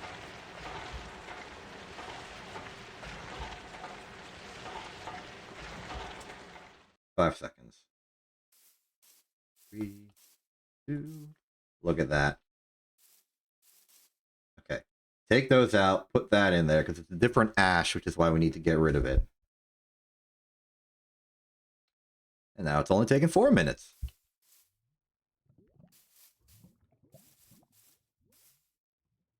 Oh, I never deposited all the logs we got. How's the log supply doing? We're down to 4 stacks again. Solved it.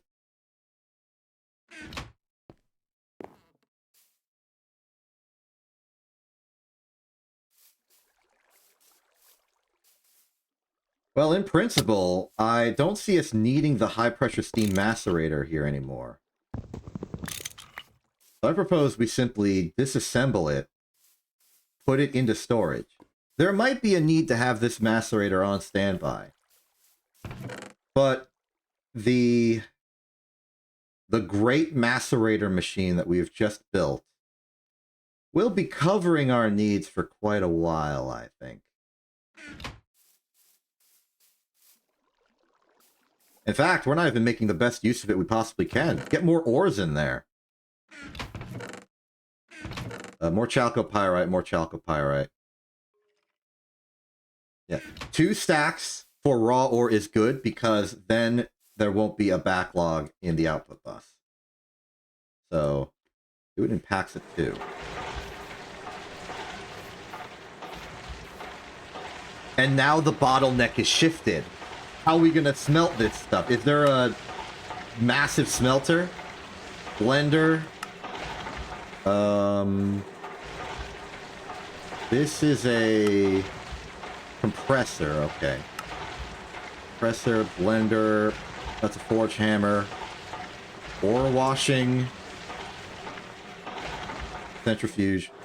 None of these are a furnace.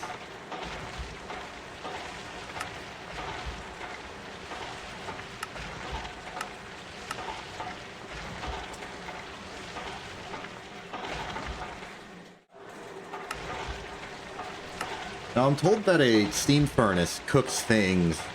Well, it's more fuel efficient because you're using steam instead of charcoal directly, but it's also slower. And I don't know if the high-pressure steam furnace is going to really put a dent in that. I think the real solution to just smelting a lot of stuff is furnace parallelization, the classic standard system. We would need more netherrack for that. Or at least nether brick. I just have 2 stacks of pyrite ore ready to go. Put it in there, why not? Things are looking very up. I'm actually convinced that this steam grinder is doing more productive, like, speed on macerating than the low voltage macerator we have ever did. Like, this is efficient, this is fast. This is good. I know some multi-blocks can share sides. I don't know if this one can. Like, if we could just, like, share a little bit of the side here to make another one without having to use so much bronze-plated brick.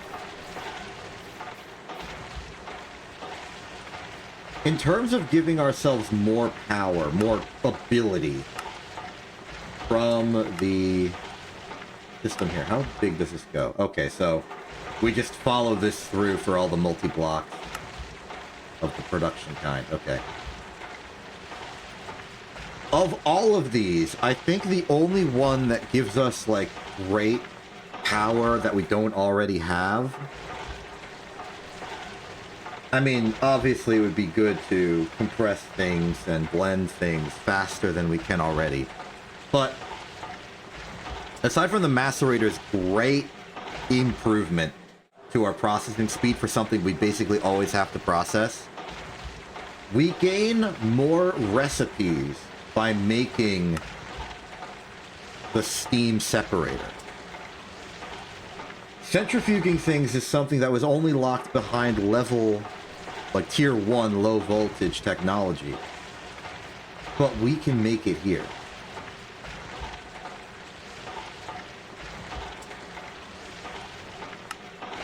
And I'm starting to think, I kind of rushed out of Steam Age as fast as possible in the previous season. But now that we have these multi-blocks, which are so powerful, they're better than low-voltage machines that exist for them. Maybe we should stick around. Really cultivate Steam, because this is processing. This is bulk Just construction. Now looks like that's done. Great. Let's take some chalcopyrite here, dump it in. That's just another stack going. Just by pure volume of what we're dealing with, I worry we're going to run out of tin again.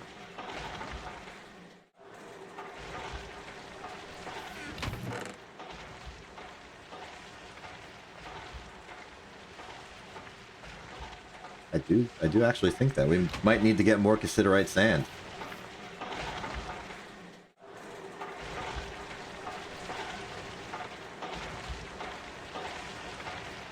Christian's looking pretty grim, I would say. We're gonna need to eat more snack.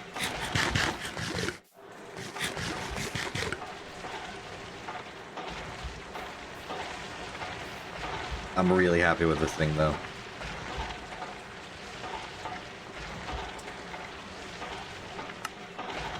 Going back to regular the Steam quest, what can we do? What is there? Just to know, just to realize, to understand. I guess the one thing we could do is we could upgrade our things to high pressure variants and then just provide more steam.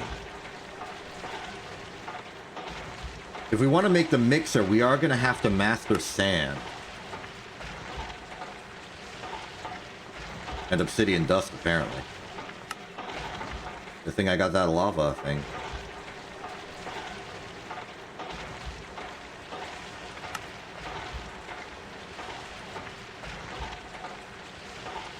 We've proven we can make tanks, but really tier 1 tanks might just be better to go for immediately. Lava boiler. We don't need steam. If we were to need more steam and have more steam, I would simply make the railcraft tank bigger.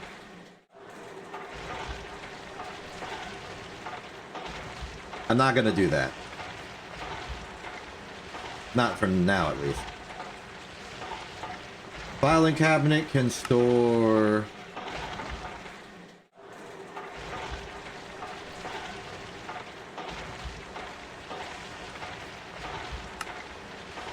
stuff. We can make doors, we can make better barrels.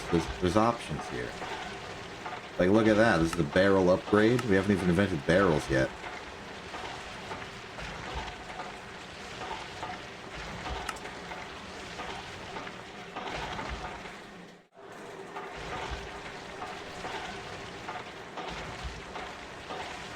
The diamond.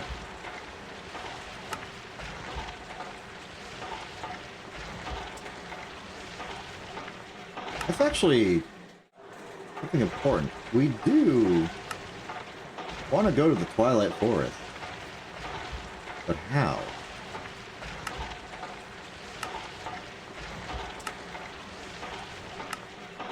What is that in the quest log? Is that a tier 1 thing? Doesn't look like it.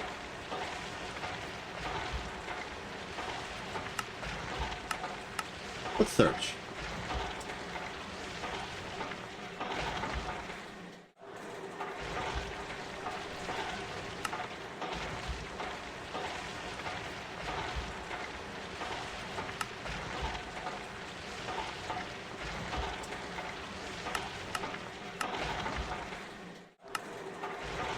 Okay, we need low voltage circuits to make the diamond, so it is locked behind entry into low voltage.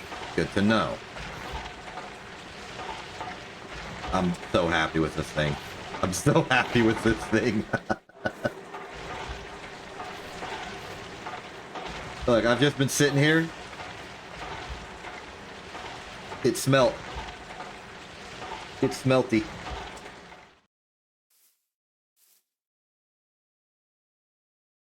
This is so good. This is so good. Like, now, I want to feed this thing. I want to have it just running. Just macerate everything. Just macerate a million things. And that's, like, conceivable. That's possible. I need more ore.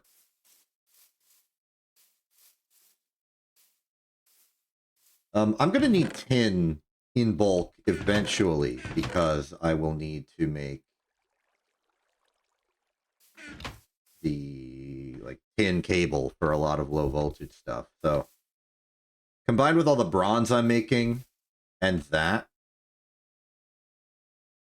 we're going to be left wanting for a lot of tin in the near future. Why did I do that? That was silly. But everything's looking up. I didn't even really do rubber stuff today. All I made was a dolly. Some cable for the quest. I was going to make like motors and conveyor belts so I could do crazy item logistics, but all of that paled to just making a giant 3x3 block of bronze that turns ore to dust. Well, crushed ore. The dust is allegorical.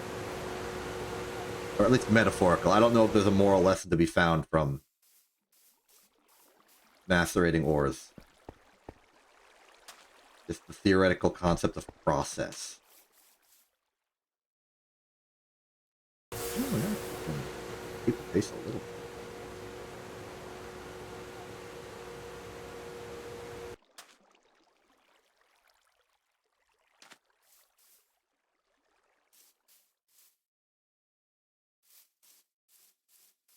I like this. I like what's happening here. I feel like with this giant multi-block macerator, I've finally gotten a taste of the power of multi-blocks. Now, it's not like I deliberately sidestepped this in the previous season. These multi-blocks did not exist in the previous season. But now they're real. And they feel powerful.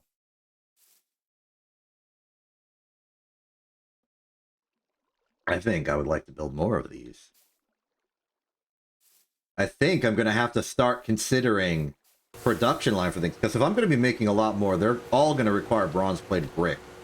Which means I need to know how to make brick. Like this stuff. What are my options for it? I can compress brick into... Thank you. 8 and a bucket of water can also make 2 brick. That's just sort of a manual form, no real efficiency. So the brick. The brick is clay and ingot mold for 10 seconds in an alloy smelter. That's really not bad. It was a lot worse earlier on, but we've shortcutted it with the alloy smelter now. So an alloy smelter just burns in, makes a lot of brick out of our large quantity of clay. That's actually well within our capabilities. Like, this is 16 brick right here, 32. We got 48 brick. How much do we need for the mixer again? Oh, sorry, centrifuge? According to my estimates, 70. Let's assume that's correct, and that if those plates are used anywhere else, it'll be inside the, like, just the structure. That's going to be slightly more than 4 stacks of clay. I mean, I can get more clay.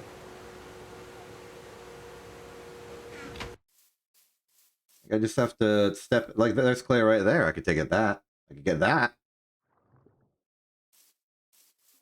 We have enough clay for brick. It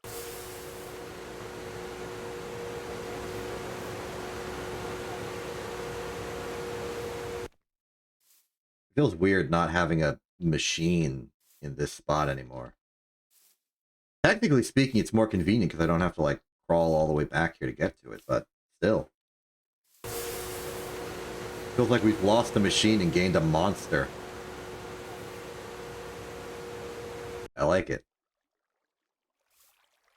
I'm just...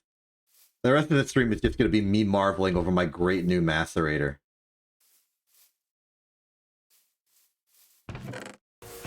Complaining that now the bottleneck is smelting it all.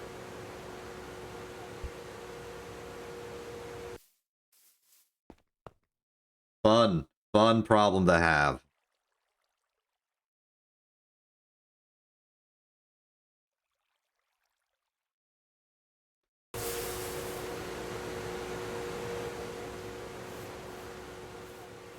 Well, I guess the Bronze Age is sticking out around for quite a bit longer. I'm all for it.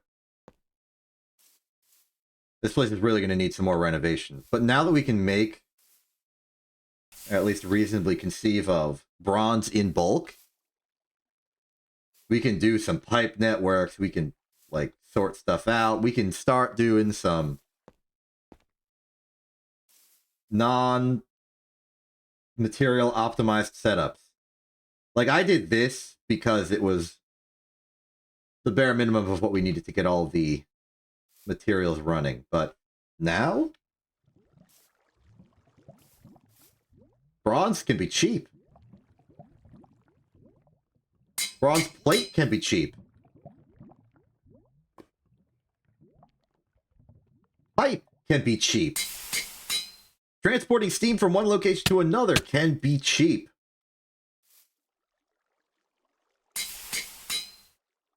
We don't need to stay compact. We can expand. We can put buildings all over the place. We could tear down. I actually don't know where we would move to. There's a giant forest here with rubber. My super spruces. They could be relocated. Cactus farm there. I think we dry up the river here. Partition it off, clean up the water, and then just make this a platform. Thank you very much. I'm very proud of it. And I'm currently gawking over my new favorite machine. This giant macerator. I currently have 4. 2 is making creosote for the boiler. 1 is... Sorry, I only have 3. 1 is making cactus charcoal, which I am then just manually turning to cactus corp. I should make a 4th. But these 2 is enough creosote to power this little thing. And that little thing is enough for all the steam I need. Skill's going good. Let's clean out the ashes just while we're here.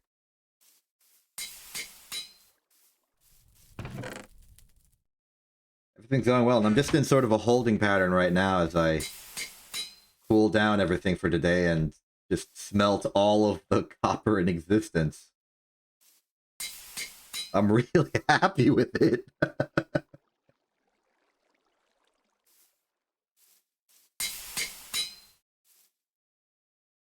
Get more plate. What other arbitrary processes can I just do to do them? I could start making the brick for the future goal of the giant steam separator. We got the clay. We got the mold. We got the alloy. Let's just start going. My level of ambition has increased exponentially. Now that this macerator's been built, I see the power now.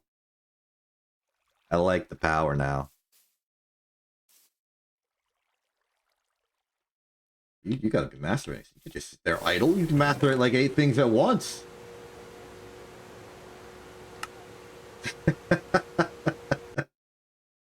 Just for in medium voltage? If I get the medium voltage, I'm ditching the creosote for power and going straight to benzene. And if I'm going straight to benzene, I'm making an advanced coke oven for that. I did it once before in Season 1, but that was about as far as I got.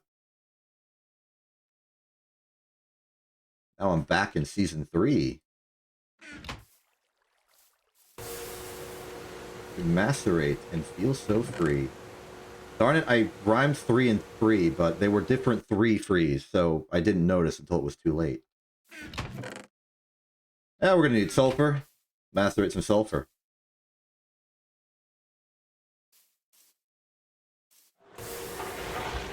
We have designs on rubber.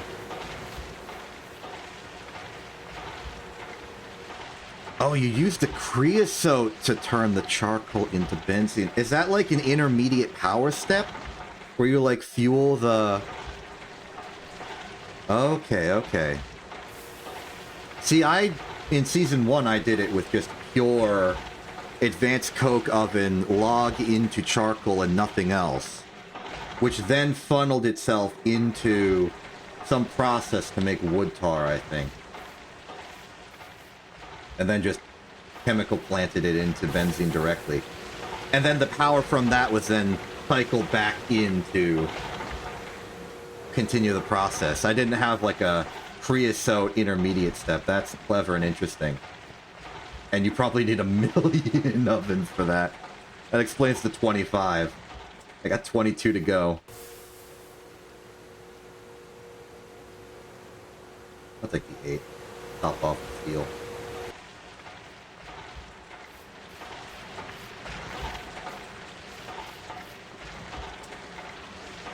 Looking good. I am... got a decent backlog of rubber. The thing that makes the rubber into thing is the alloy smelter. Yes. Okay, the alloy smelter is currently busy making brick. Because I've gone mad with power and want another multi-block machine.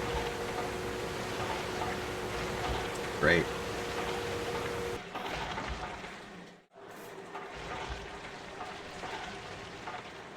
There's more bronze plate. We can make more bronze pipe. You can just keep the plate.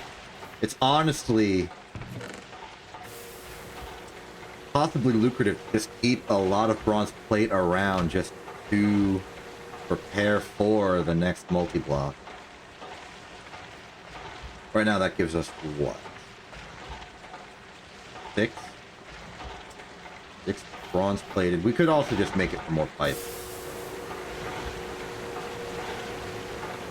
Factory's going. We are not at lead quite yet. Don't even have Twilight Forest. We're not even at low voltage.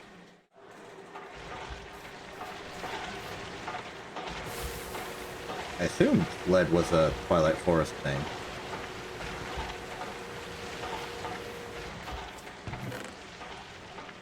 Plus, theoretically, I could... You get lead from centrifuging impure silver, right? And I have some silver, just from small veins. But I think that's a Twilight Forest thing, unless I'm just mistaken. Could be mistaken, let's check. Lead ore is...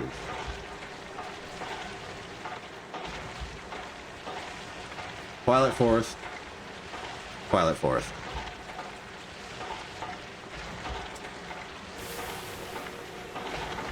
Interesting. Possibly as a byproduct of something else?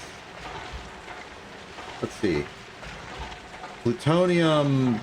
I don't think that's... Silver, I think, is also Twilight Forest. That could be it. Thorium, uranium... Galena ore is still Twilight Forest. Moving on. Pitch blend, red discolite, orange discolite, Zimbabwe ore. No, I think it's Twilight Forest. I'm certainly leadless right now.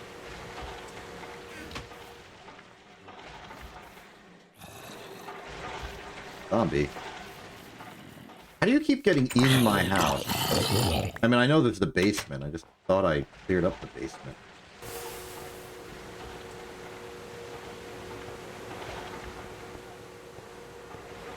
You'd have to be going a long distance in order to get to somewhere that doesn't have enough light to stop you from spawning.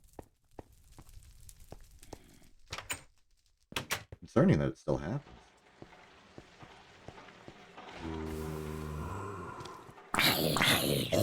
From here?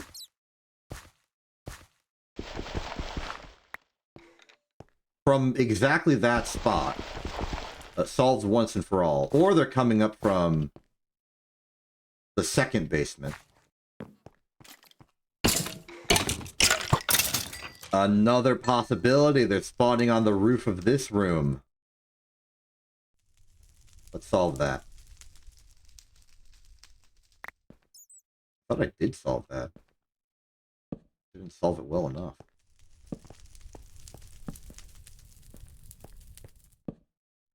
That ought to do it.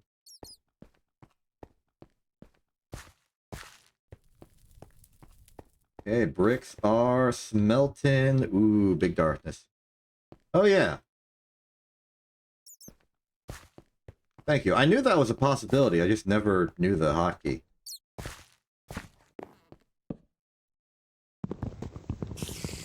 I will regret opening that up, so I won't.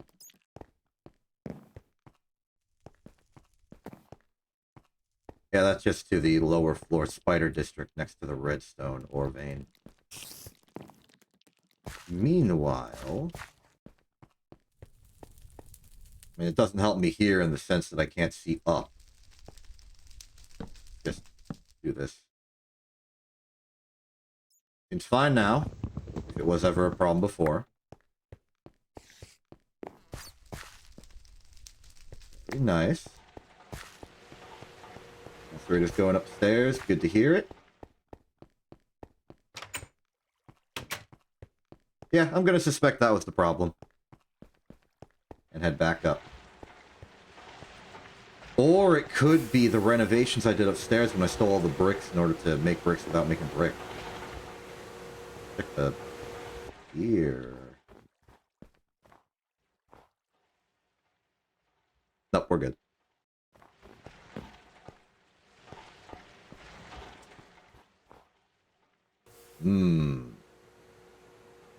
Maybe it's that. And now it's not. I suppose I've been overly hesitant to put down torches out here because it would destroy the last remnants of my good snow golem friend who is now gone.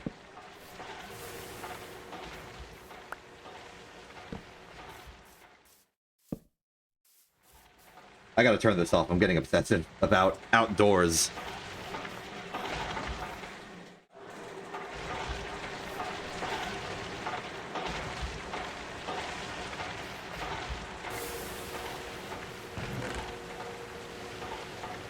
This is so much.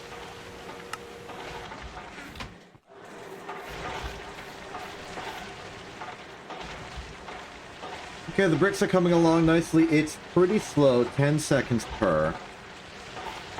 But now that we don't have the high-pressure macerator, we can make a high-pressure alloy smelter. That could help bridge the gap. Forge hammer is ready to receive who knows what. That. I need wild cotton. I got cultivated cotton right here. It's slightly more pure. In a sense, only fueled by my own pettiness about the situation. Sulfur crushed. There's no smelting to it, so you simply need to hit it with a hammer. That's fine. It's done. One more big stack of crushed ore that I put into the nether furnace. No, no, no.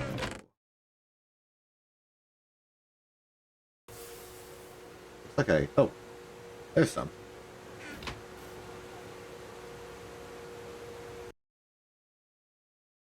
In you go. Process. These need to be smashed. Only thing for it is forge hammer. This is fortunately a low steam process, so this should be fine. And quick.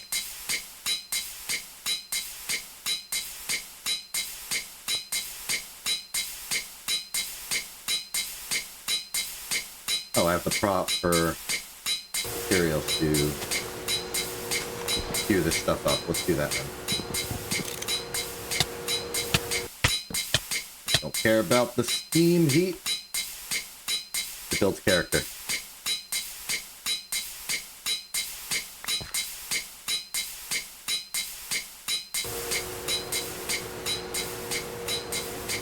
Alright, good there. Good The smelt and the macerator has completed that, and we're running out of bulk ores to bulk. We could do other things. Sodalite, lapis. I've been told we should use lapis for something. Magnetite. Oh, wait, we could macerate the obsidian, right?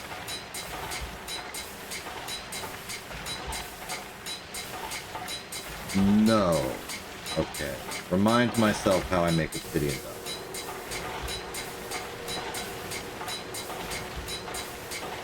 Important for something. Macerate obsidian ingots. And obsidian ingots are...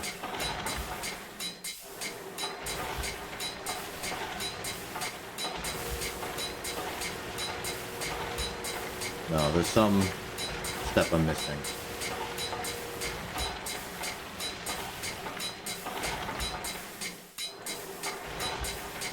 Oh, it's considered macerator recycling. I see. Macerate obsidian, get 9 obsidian dust.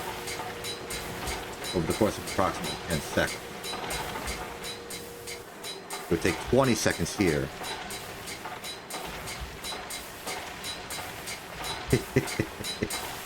You enjoying the sick beat, Clark? I missed it.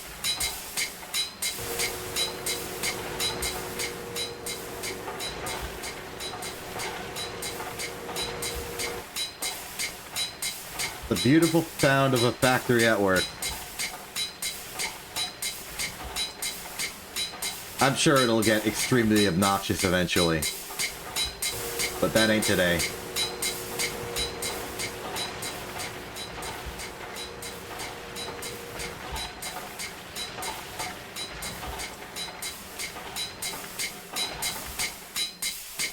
Oh, running out of... This is starting to get unsustainable.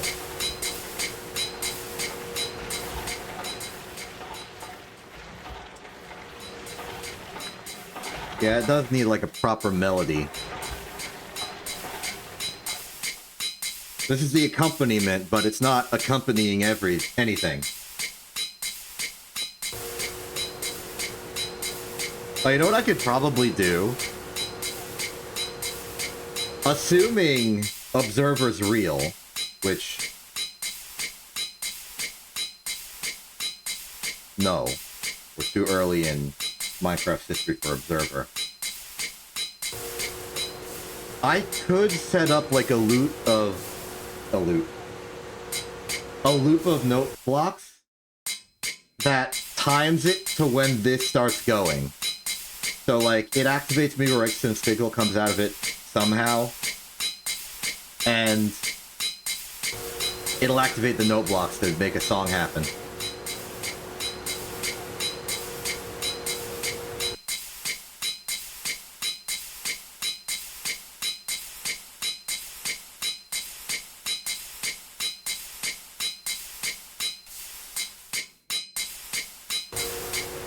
Let's get ready to receive. Toot, toot, toot, toot. Let's clean these. Well, what is... Okay, it's just more sulfur. Not worth it then. I think I did lose my bucket permanently. That's sad. I'm going to the river for. I got a siding tank right here. Toot, toot, toot.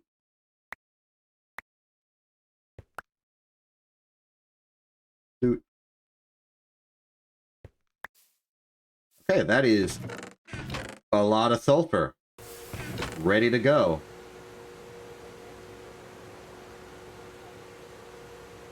More sulfur than I actually need for the foreseeable future.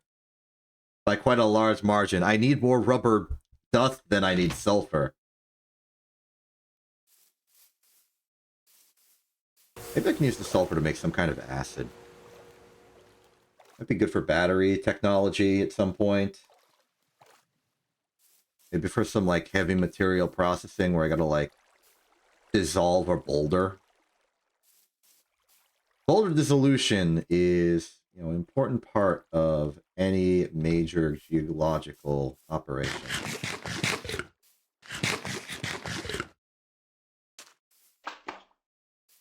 Clean up the slime first, though.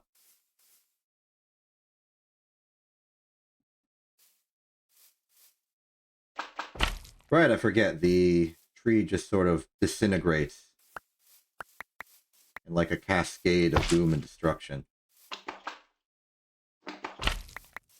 It also seems like it's breaking like a tree, so I should hit the lowest block of the slime collective. Because it's successfully interpreting it as a tree, even if the leaves aren't breaking properly and this is slime blocks instead of tree.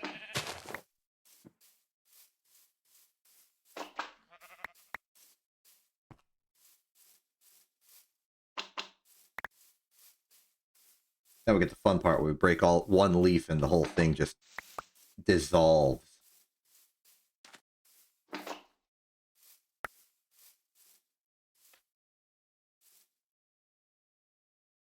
Well, let's start the party.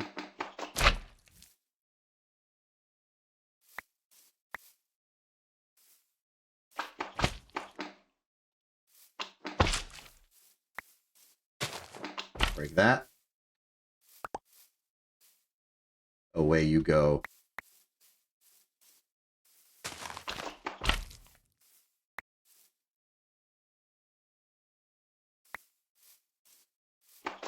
Dealt with. That's sustaining itself, I assume, because the slime part was still there. The slime trees behave a little odd compared to other trees, in my opinion. They just have, like, anomalous behaviors.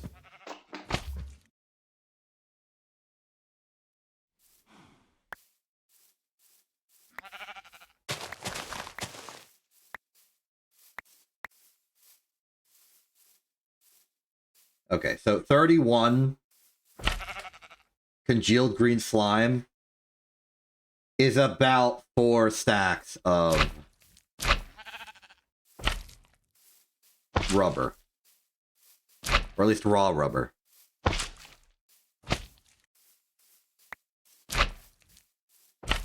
Once we get some chemical processing, though,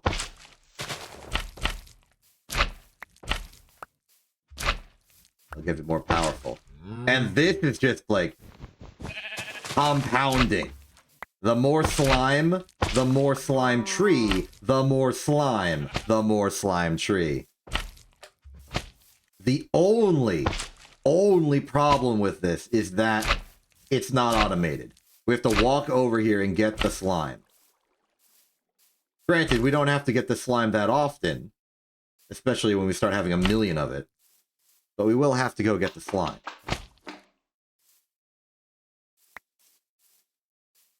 It means that we're going to be stuck with the peril of just-in-time manufacturing for a thing that takes quite a long time to process. We'll have to make do.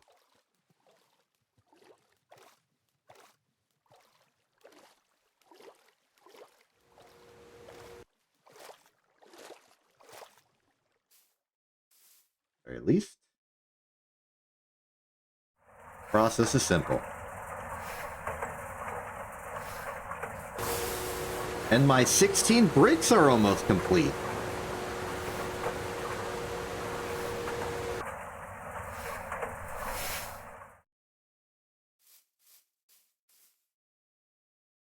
The copper situation has become absurd rapidly. While no one was, while everyone wasn't looking, we got all the copper.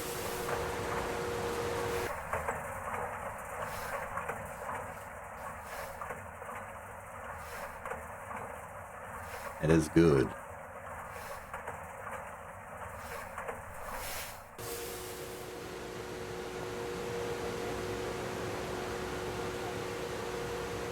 Okay, well, that is 1 stack of brick.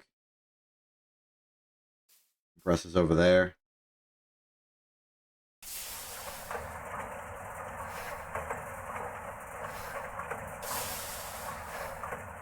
Now we can compress them into brick.